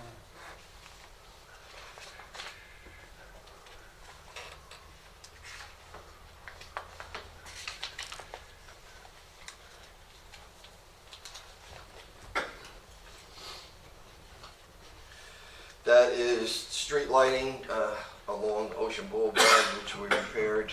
That is the cost for concrete stuff. We had redone the Lair Street compensation, you know, made that wider, extended that ladies' room out, and that's what I included in that. So that's why it's so much to paint and nail, different things that we did as far as in with building and stuff like that. We did a lot of construction, as we're doing again this year, as you know, with the library and all that. But the major part of this was when we fixed a lot of the streetlights and stuff like that. We're constantly repairing stuff in Pier Village, stuff at Great Lawn. So my question really is $1,000 in 2019 realistic? Where should that? Yeah, we transferred the money in there from where, Mike, you remember? We didn't spend all our snow removal materials. We jockeyed it around a little bit from inside the budget. Okay, so when you close out at the end of the year, do these things get moved to their appropriate categories? That, That- where they're spent is Yeah. what's reflected. Okay, You know what I mean? So okay, it's so the just like you said, like you budgeted 1,000, but we spent 20. yeah. It could be a one-year thing. Mm-hmm. So he feels that $1,000 should is appropriate to re-budget. But that's why we have the expended line, so you actually see where the money was spent. Mm-hmm. Because that's a big difference. I mean, just thinking that your allocation is low. No, we're okay. Okay, We usually move stuff around in there when we need it. okay. gives you flexibility throughout the year, different things, different needs come up, Yeah, jockey it around a little Yeah. bit. Anything else on 23? Nope. I'm on 25 now. Municipal garage. Basically, we just kept that the same as last year. Do you have any questions on that?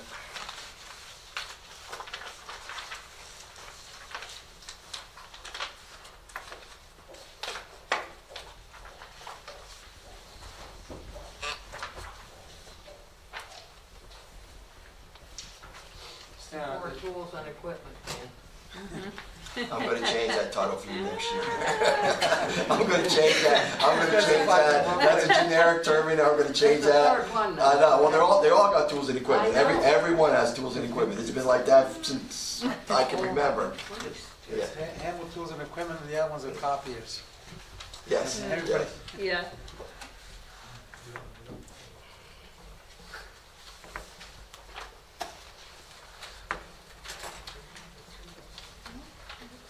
What about the park? You know, please understand, I think you guys notice, we're jumping around with tools and equipment, stuff like that.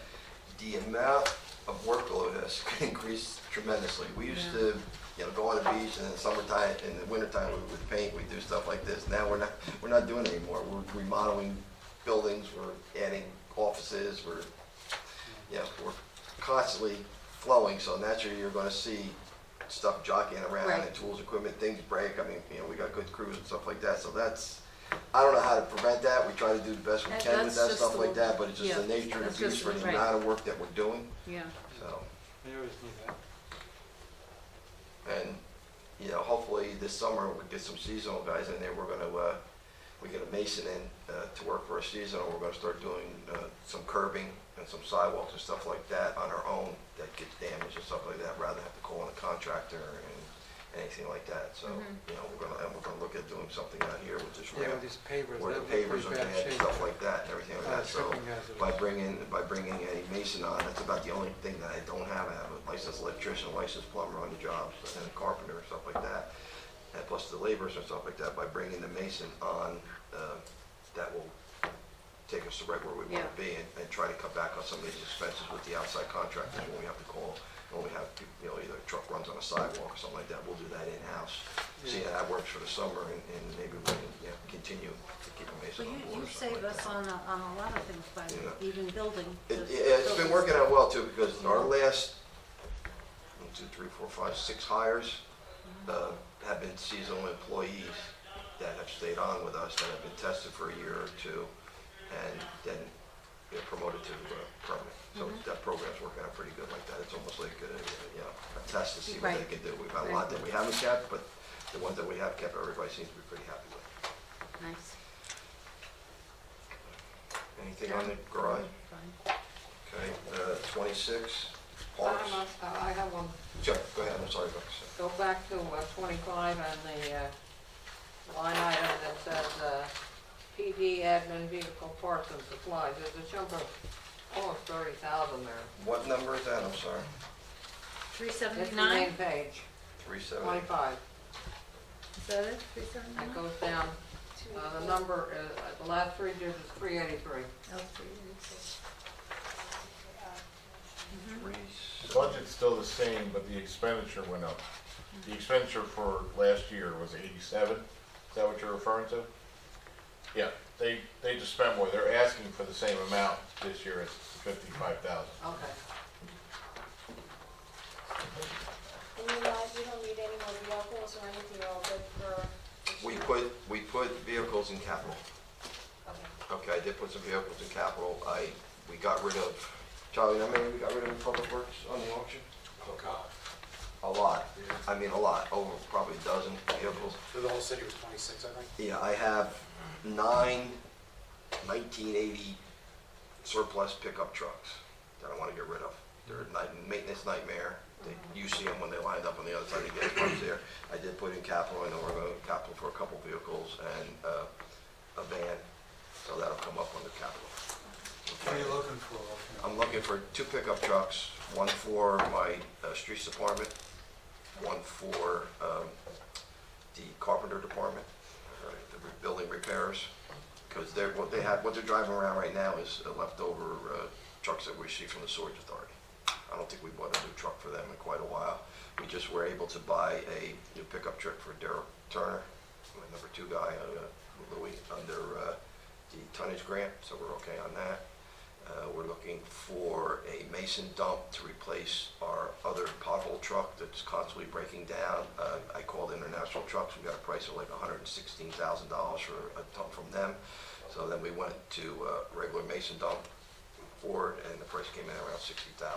So we're requesting for that. That'll be the pothole truck to go out with that. And then for parks, we're down on some lawnmowers and stuff like that. And one thing in there that I would like to get, it's not a necessity, I'll be honest with you this year, but I would like to get is the Infield Pro.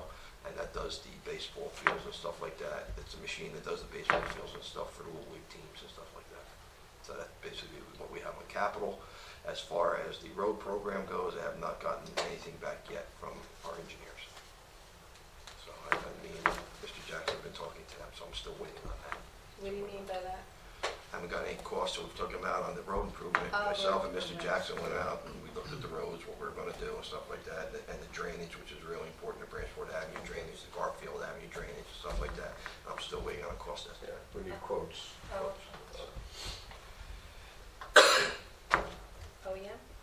No, so no more on Stan, public I'm sorry, works if you Stan. wanna go through, or if you guys, unless you guys are all right, I'll switch. I'll switch. Parks. I'm on parks if you guys, yeah. So before you go to that, I just want to ask, like, so for example, with the, like, snow materials and so forth, right? So, you know, knock on wood, hopefully the winter is a little over. Right. Do you have an idea of where you were? I mean, I know you have the budget for the next year. Yes. But my question is that leftover money, if it's significant, The evil meister over here takes it. yeah, I mean, does that give you a little breathing room to use Yes. elsewhere then? Is that? Sometimes it goes during the year, like if we don't have a really bad winter and we have a lot of money left in snow materials, he might use it in more paving materials per se Right. during the year. If it goes through the end of the year and isn't spent at all, we have the ability to set up a snow reserve in the trust or a storm reserve, now they let us call it. And that's money we can keep in the trust fund in case we get walloped one year, multitude of Oh, I see, storms. yeah. We could draw on that. We don't have to do a special emergency appropriation or anything like that in the budget. They let us kind of reserve outside of the current budget funds for emergencies like that or extreme Or weather. you could, years. what, split it up? I mean, put some in there and do, Yes. yeah. But, I mean, I'm guessing we did have a pretty Yeah, we have mild in very terms of mild. Yeah, materials we and didn't things like that. put a plow down this year. It was all Yeah. brine and salt. We used quite a bit of salt, you know, with the type Yeah. of storms that But I we mean, had, that's a but good thing, It's a obviously. good, when yeah, it's a that good thing, happens. exactly. And like Mike's saying, we got some stuff coming up to pave, you know, we're gonna do some work in Jackson Woods on our own, not the trails and stuff like that. We're gonna pave the spot for the lady that requested down there at Park Avenue on the Right, beach entrance, so right, she right. could get her motorized wheelchair down there to the beach. And a couple alleyways, rather than sub them out, or, you know, get a contractor to do it, we're gonna do in-house paving. We have a paver, we don't have a big milling machine, we just have an attachment that goes on our skid steers and stuff like that, but we can do some of that stuff in-house to take care of that. We're trying to do as much in-house as we possibly can. So. Okay, I'm on parks. Any questions on parks?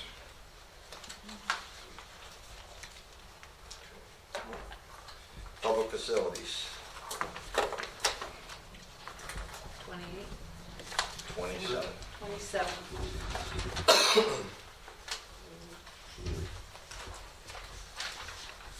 Actually, it says here 27 and 28. Yeah, that's okay.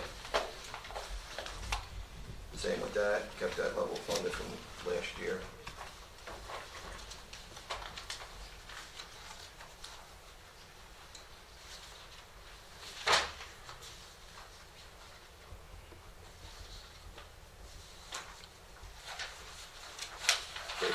Basically pretty good. There's not like any major fluctuation in there or anything like that. We got that down, pretty much know what we're gonna do and keep it within our ballpark to do.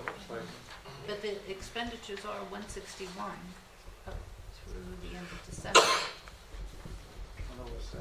Yeah. Yeah, well, we had a lot of work we're doing in here too. Don't forget, we brand new ceilings and, you know, with the new heat and HVAC system and stuff like that, so.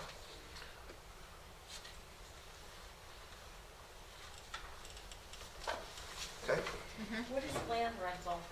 On 28, I see it says, I'm looking which, it says land, oh, never mind, it's not carried over, it's a bold one. yeah, I don't, that's what I'm saying. That was from 2013-14, I'm sorry. We can move on. 29, the last one. Solid waste, really not a lot here at all. This is gonna be increased a little bit. We were just notified March 1st that April 1st, they're gonna increase our per ton cost for garbage. So the calculation came up with, we're gonna have to increase that dollar amount for tipping fees by about $60,000.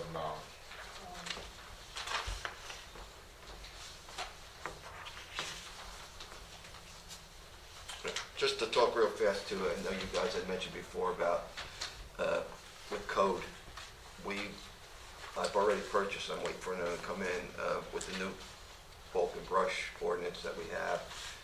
We bought 1,000 of the refrigerator magnets that have the entire listing of what people can put out and everything that we're handing out. Brush and bulk has been going okay. You know, we had our first week on the north and the south side the last 2 weeks.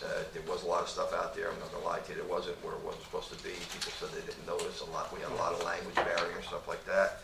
But what we did, we got together code enforcement and we went out with, I took the parks crew off the street and put them off their job and put them on the road, and they went around with Mr. Baldanza, and every piece of bulk that got put out there, not illegally, but people not knowing, let's call it that, they had gotten a letter that we wrote about with the change in the bulk and the brush, just like you saw advertised. A lot of them were very, very happy with it. And today, for instance, we had a guy putting a ton of brush out. I sent Derek Turner over there. Derek talked to him, and within probably 15 minutes, the man was in my office thanking me for the job that Derek did and explaining to get through the thing. So it's starting to work. It's going to take some time. The 2 sweepers are on the road. They did the entire town. The only 2 streets that were not done was Van Dyke and 4th Avenue, and that's because of the traffic. So as soon as the weather breaks, the parking, as soon as the weather breaks, we'll do what we did last year. We'll go down that street and we'll put a notice out, and we'll have the people move their car that can work with traffic and have them move the street, and then we'll do that. But all the other streets in town did get at least a sweep down. They weren't all done 100% because there's so many cars, it's crazy. You do warn the people on the street that the sweepers coming, is that what it is? I saw him going the other day and the poor guy was going crazy. 2 cars, Yeah. the length of 10 cars, and 2 cars, and the length of 10 Yeah, cars. yeah, He was like making I messes all mean, over do the we place. call up every street and everything, tell them the sweeper's coming? No, because it's just too much, to be honest with you. But, you know, we try to do the best. A lot of people see, if they see the sweeper coming down the road, they will come out and move their cars so they get swept in front of the house. But it's a nightmare, and I don't know how to correct it. Should we consider maybe putting certain streets and certain days of the month, like Hoboken and Jersey City, everybody does that, between those certain hours, you can't park there. I don't know where we're going to put the car. I don't know how to do that. I mean, we would have to talk to traffic, I would imagine. Well, on that, but I don't know how we would do that. When I work in Jersey They City, have Hoboken, it, it's the they have same it thing. Seabright too. I mean, Seabright Yeah. has it where, every Yeah. Thursday morning between 9 and 10, you can't park there or something like that. It's everybody's responsibility, Yeah. between those Maybe 3 worth hours, a look, yeah, you can't park there. to see where we're going. But overall, Something to I'm consider. pleased It's with hard. the way the new ordinance is going, and I think we'll see a difference. Now, the next step starts tomorrow, because tomorrow is March 15th, so now everybody can put their brush out. So we're going to see how that goes. And I'll let you guys know. OEM?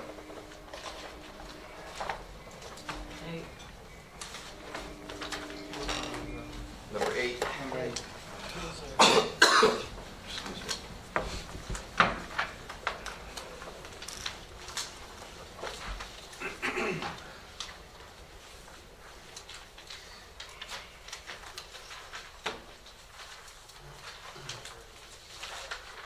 So OEM probably hasn't changed since 2014, in that range. Stay the same. The major chunk of it is the $25,194 on the contractual services, and that's for the code red. Everything else is there. You may see some fluctuations in membership and conferences and stuff like that.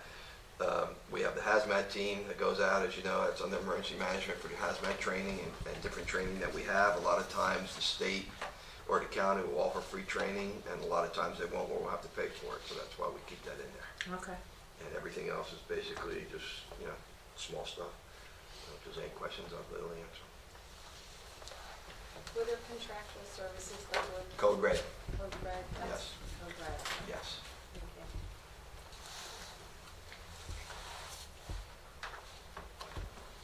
Good. Okay. Nice job. All right, thank you, guys. Thanks.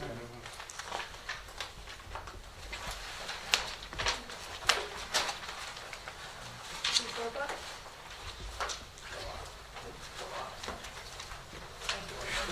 There you go.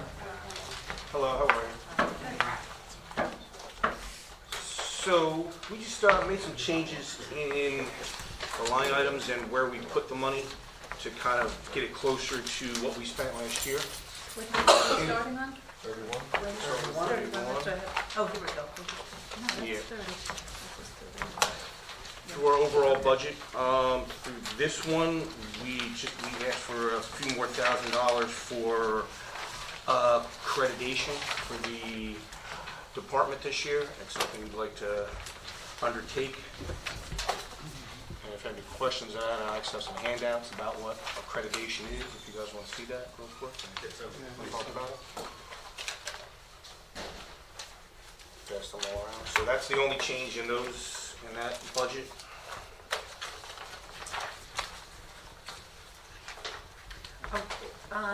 Are most police departments, do they go through this?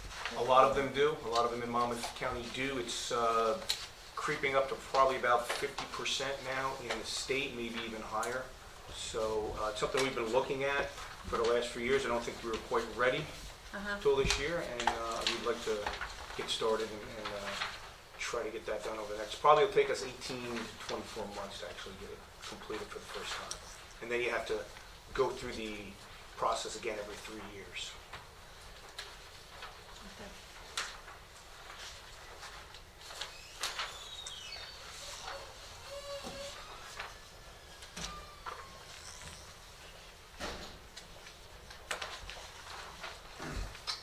What do you want?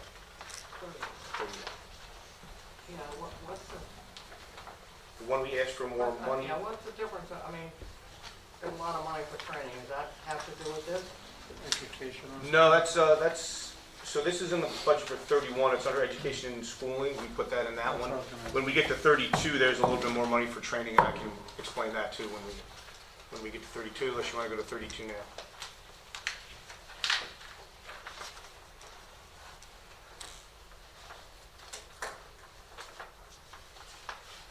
So what did you say the $5,000 increase was for that? For a accreditation through the New Yes. Jersey State Okay. Chiefs of Police, Okay. correct. It's a $5,000 fee for the program. That takes us for 3 years, up to 3 years for us to get it over with. That's us, we're gonna do it ourselves. There's another way you can do it. You can have someone come in with you and do it, but it costs $30,000 to $40,000 for that to be done, and I think we can do it on our own and save us that money. So. Now, do they, I know like when the schools get accredited, they have like a panel that comes out and Yes. reviews everything, is it done the same way? On site, yes, they'll come out when we're ready to go, they'll come on site and they'll bring people around, they'll check everything out and they'll do it that way. So it's almost the same process. Okay, thank you.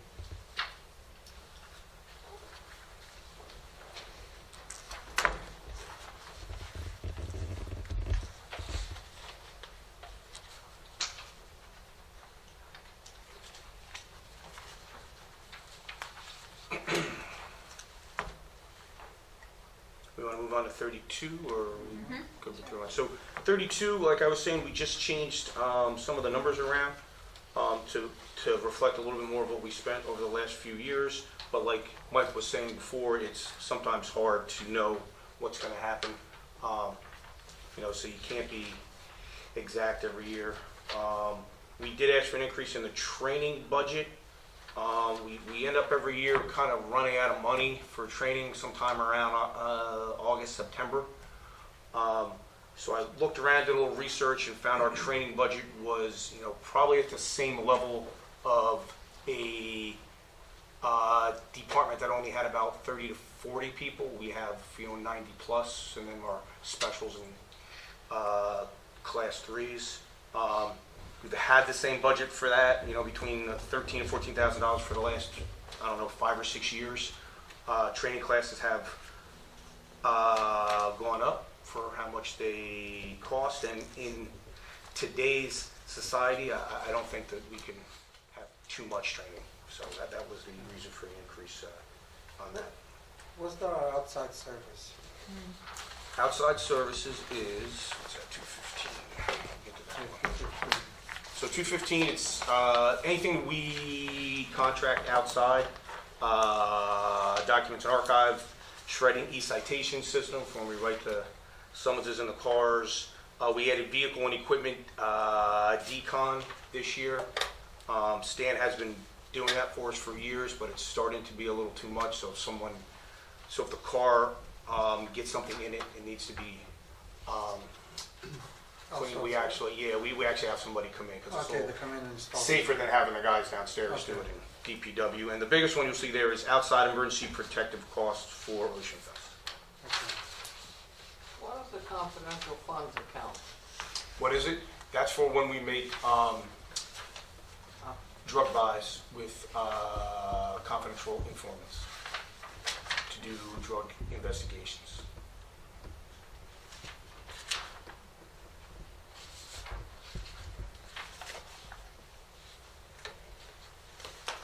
Do all the police officers attend training sessions during the year? Or Yes, they all do? multiple. Multiple. They all, okay. So we have our own, we do training twice a year here. So we hold our own in-service training, which is actually sometimes done in this room if we can get it, or sometimes it's done downstairs. And we do that for 2 weeks in the spring, and 2 weeks in the fall. A lot of it's mandated. There's some stuff that is not, that we like to do every year. We try to throw something new in there every year to get them up to speed on something, and then they're also all sent to schools throughout the year. And those are and that's what we need that budget for, because each one of those schools is, some of them are $50, some of them are $600. It depends on which one you go to. Will the accreditation, if you go through that, require additional spending for anything? That takes care of the fee through the state chiefs. The only other fee would, I think it's like $1,000 for a module onto one of our systems that we already have, but we're just going to eat that someplace else. We'll be able to figure that out. Everything else we're going to try to do in-house. One of my biggest concerns about it was the vault downstairs where we hold all evidence, and Stan has been actually working on that for us already. For the past few months, he's probably going to finish that up for us in the next week or two. So that was something that I want to wait to get done before we even did this. So I don't know of anything off the top of my head that it would be more. It possibly could be more than something else, but I guess we'll have to see as we go through. We've never been through this process, so I don't know what to expect and what they're going to ask I'm for. wondering if there's anything that's required on a yearly basis. No, this will take care of the first 3 years and all that stuff, and then after that, we can, we'll look at it again in 3 years, but that's it. That $5,000 fee does cover all of that.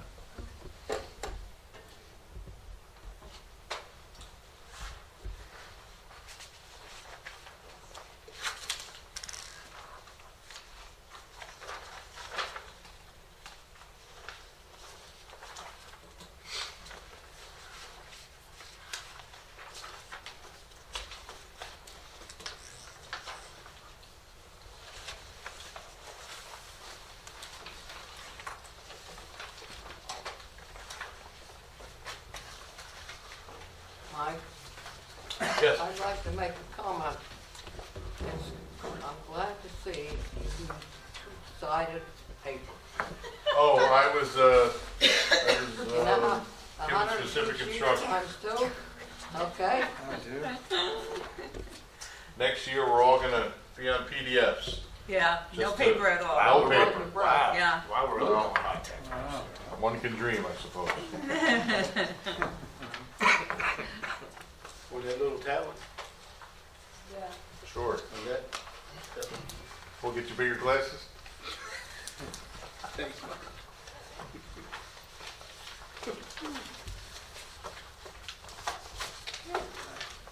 This is Okay. 32A? One of these pages, I don't know which one it was, Jason, that had special events. Yes, ma'am. Why is it with you and not with the person who does special events? I can't remember which one I marked it. You know where it's at? It's in traffic, 065. What's that? She was number 3 or 5, wasn't it? Oh, it's in traffic? No, the special events were Dana, right? Yeah, but that was. Yeah, that was like 3 or 5. Is that what you meant? Yeah, he's got it in his budget. No, that's a different special event, isn't it, Jay? You're not talking about Dana's No. budget. No. She was 3 or 5. It's 065387. 065-387. I wondered why. Yeah, it's $720. I don't even, We buy no parking signs. oh, no parking signs for all the different events. So what? No parking signs for all the different events. That's why it's under traffic. Is that the ones you put on the poles? That's when we put on the poles that we have to change all the time because of different times, like the by noon. The longest distance. Right, right. We have the guys go out there, before, and so people don't park there. Can I ask the chief or lieutenant, are we okay? I don't know where the line item was, just in the last few months, we talked a lot about line striping, changing of street address, We, street signs and things. We added almost $4,000 or $5,000 to consumable supplies for traffic, for that kind of stuff, paint and that kind of stuff, because we knew that we have been doing it more, and there has been a lot more requests. So we added in that budget, so it's budget 34. Sheet 34. Sheet And if we 34. do something with the permit parking as well with the signs. Yes, and all that stuff. So yes, we did anticipate that. Thank you. Yeah. What is SLEO expenses? Special law enforcement officers, so the class 1s, the class 2s, and now the class 3s that we have. And what kind of expenses are we talking about? Training, uniforms, shooting, all that, Okay. anything that needs to be replaced, all that stuff is part of their expenses. Okay. And with the class 1s and class 2s, they kind of rotate out a lot. We don't hold them for more than 2 or 3 years, so we're always replacing their gear, their shirts, their, that kind of stuff. And it's dropping from 95,000 even for this year to 28. That was because we hired a bunch of class 3s last year. We had to buy a bunch of things that we don't have to do. That was kind of a one-time expense. Okay. Okay, we anticipate some 32,000 on radio maintenance and equipment. Which one is that? Radio maintenance and equipment. 331? I'm looking at 32, 30. Which one was that in? 32A. Sheet 32A, line item 331? Yes. Mm-hmm. Yeah, those are for the radio system that we have. We bought that new radio system a few years ago, and they've raised our maintenance fees on it. It's a statewide radio system. Also, the radios that we have nowadays are very expensive. The radios for the supervisors are about $8,500. The radios for the people on the road are about $5,500. So if they break, it's not $500 anymore. It's a lot more money. If you need different things to fix them, it costs a lot more money. Do you have like a company that does it? Hmm? You have like a company that does them, or? If we need to. We do a lot of that in-house where we do the reprogramming of those stuff we've learned, and we bought some of the software for that. But if something breaks or something like that, we have to send that out.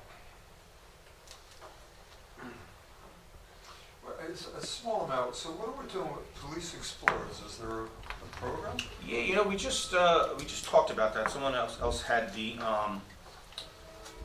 someone else inquired about that on Facebook. So the guys that were running the Police Explorer program, both of them have recently left.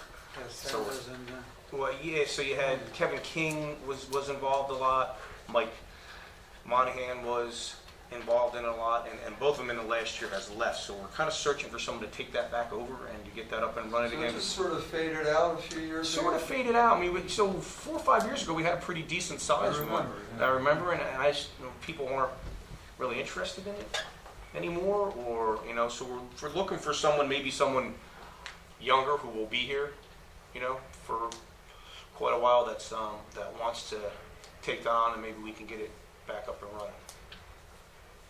And just curious, Jay, like ammunition, guns, and supplies, how is that, like, how is that cycled? Like, in other words, guns are replaced because they become, They'll replace. So we try to replace our guns, every 7 to 8 years. If you remember, we replaced them 5 years ago, 4 or 5 years ago, 4 years ago. So you do department-wide? We do department-wide. We change them, try to do it every 7 to 8 years. So we usually trade those in, and they give us a pretty decent amount for that, so it doesn't cost us that much to do it. And we do that because that's something that if you need it, you really want it to work, so you don't want anything inside to go bad, broke, rusty, whatever you may have. So that's why we try to replace them every year. But this is for the line item we have here is for ammo, and it went up a little bit because of taser recertifications. We're adding more people to that, and we're going to buy another couple of them, so we have more people that will have that taser. And we're also this year starting a less lethal program where we'll have less lethal means besides the taser. So we'll be able to shoot bean bags and maybe the rubber pellets. So we needed a couple more $1,000s to get that program going up. And we figured that was something that we should do. So that's why that line went up $3,000 so we could accomplish all of that.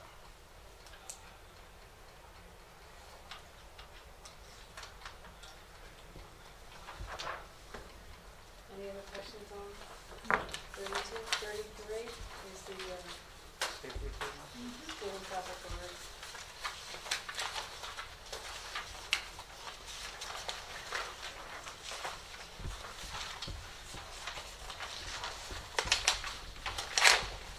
Yeah, I think that's changed at all from last year, right? That's just equipment for them.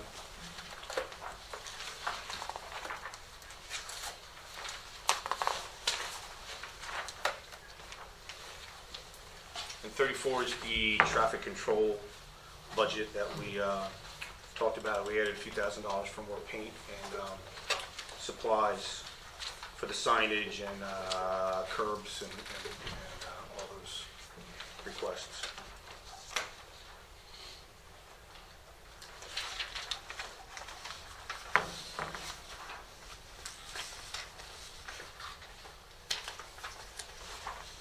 How many men do you have in traffic? 4? Right now, 4, correct.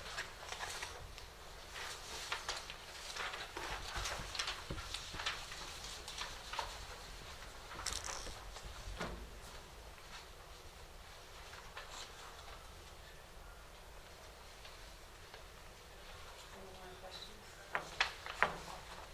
Yeah, we'll explain why the other one was.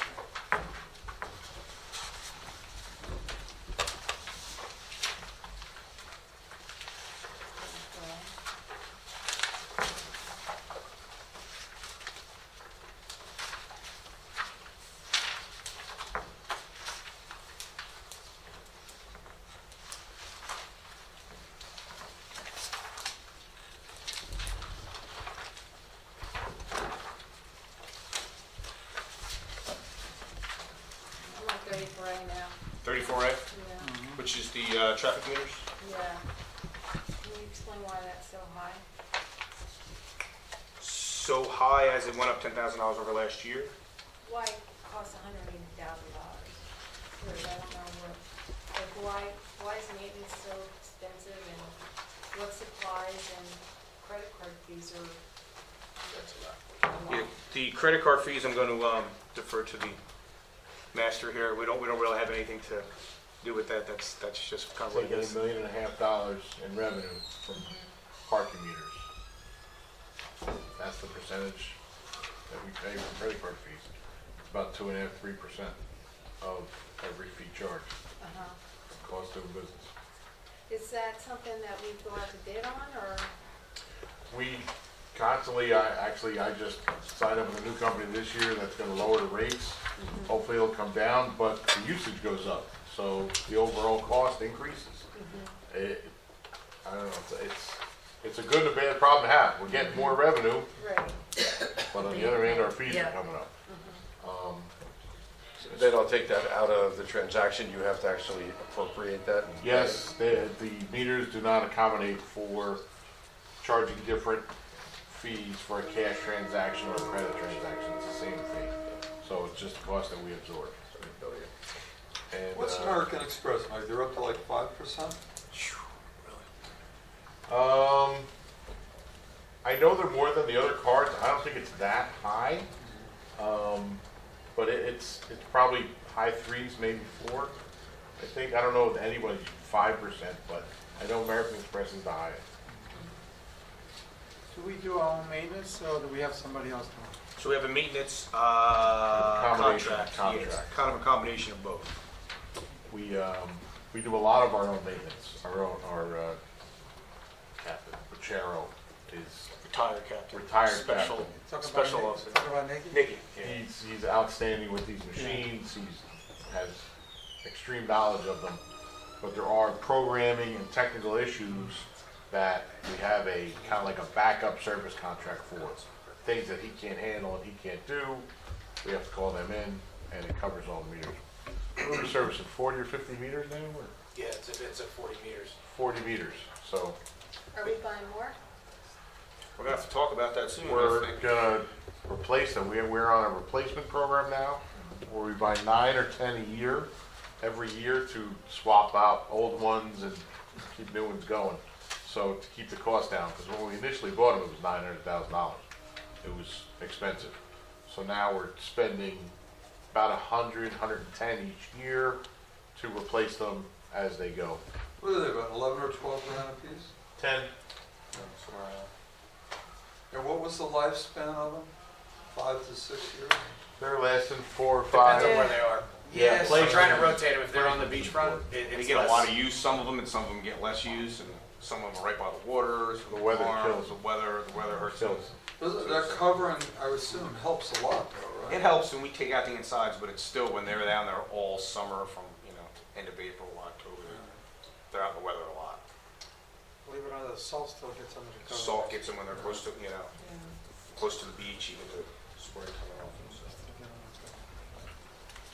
So yeah, so that's the maintenance contract on that, and the other is supplies for paper and ink for all that stuff. And we go through a ton of the paper Cleaning tickets. supplies, thermal paper rolls that they have in there. Oh, It's very okay. specific. Yeah, you have to just buy You their have to buy it paper. from their manufacturer. Cleaning supplies, there's, they have credit card cleaners that I never even knew that there was such a thing. Thing you stick in the credit card slot and it cleans the slot. I never knew that was a thing, so. We also buy like bill exchangers so that we have them because they're all plug and play. The meter will alert us, and if it goes down, it could be thousands of dollars for 4 hours for us. So Nicky will go there, switch it, and it's back up and running. That's why we keep extra supplies on hand. Yeah, we keep parts on hand for frequent Yeah. breakdowns. Good. All right, thank you. Thank you. 911, Mike? I was just gonna say, we had Yeah, 74, 911. which is Dr. Selly loves this one. 911 fees. We do every year. So, sheet 74 is our 911 fees from the county. We really have no control over that. They bill us per call volume or anticipated call volume per call. So appreciate any questions on that.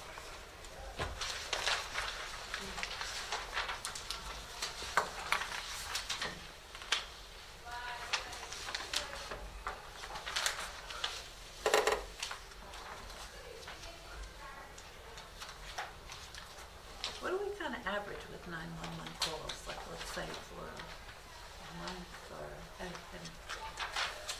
I don't know, I'm sure we can get you that number of what the no, I'm just I saying. think we do. I don't know how many 911 calls. Yeah. You know, because it depends on the call. Some Yeah. people get the phone and they'll dial 222-1000, and it'll come right here.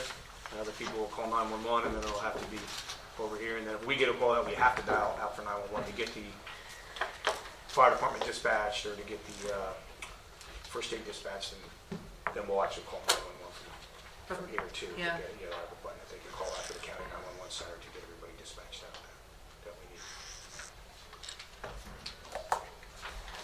All right. Good. Thank you.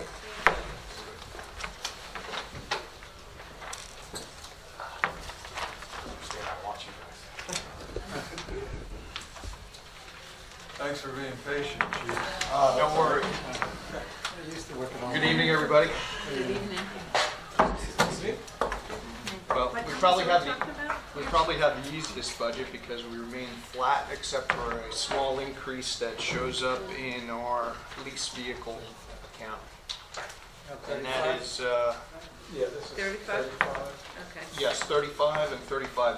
okay.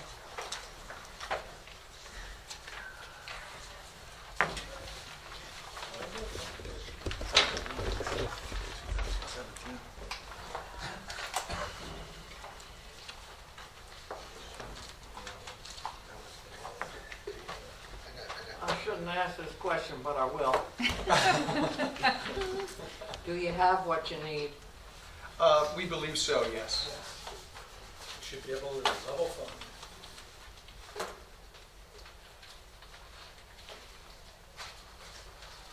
And Dr. Selly, you'll be happy to know that we've already appropriated for the fire police a substantial amount of gear for them in the beginning of this year. So that those purchase orders have already been processed.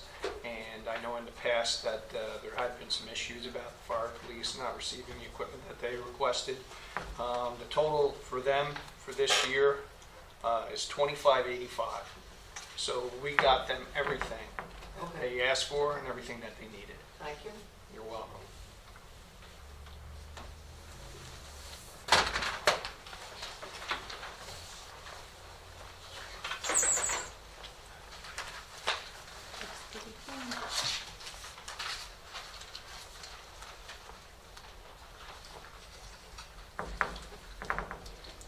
It's an easy one. The capital, that'll be another story, I think. Was it 6 fire trucks? No, not 6 this time. However, we are on a purchasing schedule that we had brought forward. It was a 5-year plan for the introduction and purchase of new apparatus, but we can talk about that during capital.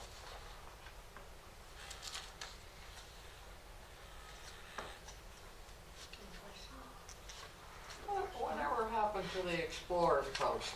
So that has not Lack been, of interest? that has not been in existence in the Yeah, most I recent know. future. They even tried to recruit and No? Yeah, there hasn't been any interest in it, unfortunately. Yeah. Why you think, because of the schooling? Well, I think there's probably a lot of reasons. The high-tech era and age that we're in, you really see a lot of the younger members of our community that are involved mostly with IT things and things like that. They're not really taking advantage of things like volunteerism and coming out and doing things like joining Explorer posts, whether it's law enforcement or fire. And it's not because they're not told about it, it's just because they don't have an interest in it, I'm afraid. How often is the turnout gear replaced? Well, that's a good question. It's mandated that the turnout gear be taken offline every 10 years. However, when it's used or severely damaged as a result of activities at a fire, it may have to be replaced at that time. So the normal standard is 10 years. Yes. And we also have to annually test it, so we have a line item for that it has to go out and be tested. And we also have our washer and dryer that, special for the turnout gear that is serviced by. Oh, really? Yeah. Yes. After every call where any of the firefighters are exposed to the conditions of a active fire, we'll make them come back and wash all their gear.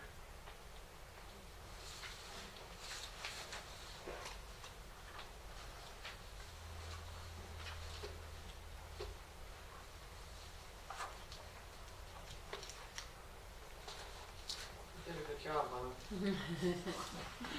Your ladder testing, is that what you're, for your truck? Yes, for the ladder trucks, yes. That's mandatory, that has to be done yearly to ensure that those trucks are safe to operate, that the men can be operating on those pieces of apparatus while the ladders are extended. You used to do it by the high school, in front of my house. Yeah, right. You shoot some water, I remember. What are you doing now? Let's see, you've done it in a while. No, we do it every year. Most times we do it right at Union Yeah, Avenue. we've been doing it at Union Avenue.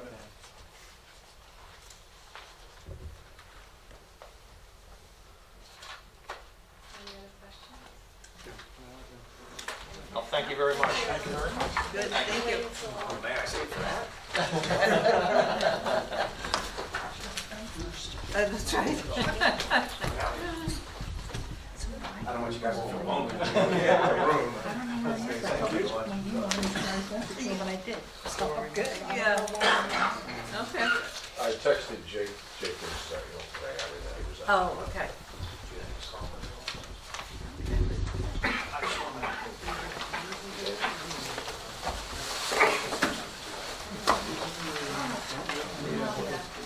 Motion to open the public participation portion of this meeting.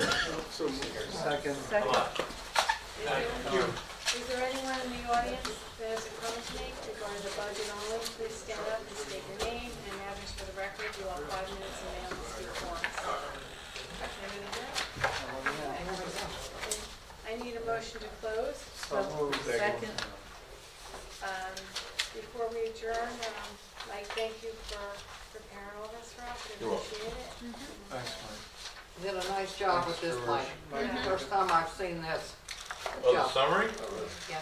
That was good. Yeah. Well, for us it's new, so we don't know if it's good that you know. If it's possible, we would like to know, like I said, what Rose and I touched before, you know, these numbers that we see that are going out, but we don't see what's coming in, so, you know, if they I'll inform us a absolutely little distribute bit, the that's the only thing, 2018 year-end you know what I mean? revenue report. So this way we know. We'll see. Appreciate it. Good. Okay. Thank you. I need a motion. Michael, is there anything else you want to add tonight? No, like I said before, the salary and wage packet will come out before the introduction. I can't exactly say when, because it's still in work in progress. Confidential, so keep it amongst yourselves, please. And then, like I said, I'll have the budget to you at least a week before the intro date, so that'll be the first week in April. That'll have it to you guys to a full review, and I know where you want to end up, so working towards Will we it. meet the deadline? Absolutely, yes. Okay. Absolutely. So Michael, Absolutely. will we be, That's not an option. yeah, will we be getting together as a group anymore, or how's We're gonna the meet, process? first Thursday in April, Right. so, Anybody that wants to join us for that? sure. Yeah. Anybody can come to finance committee. Unless it's a public meeting, you can. Oh, that's right, that's right. There's no requirement for any other meeting before the budget intro. Okay. How far in advance would you have the budget document before the rise a week? Week. And in there, you'll see all the revenue, right? All the anticipated revenue. See all the anticipated revenue Realized from the year and the before. revenues that we had the year before, That's 2018. It's a little more summarized in the budget document. I'll give you a little more detailed one to give you a better idea of where exactly it comes from. Like we have, in the budget document, it's fees and permits, but it's all the fees and permits. The report I'll give you is a little more broken down specifically as to what it is. It's Okay. easier to read. That's perfect, thank you. Like, what is the story then for the council to explain if these contracts aren't negotiated, or aren't completed, right? The contract negotiations aren't completed, how you budget that for? We budget what we anticipate them to settle at or what we strive to settle them at.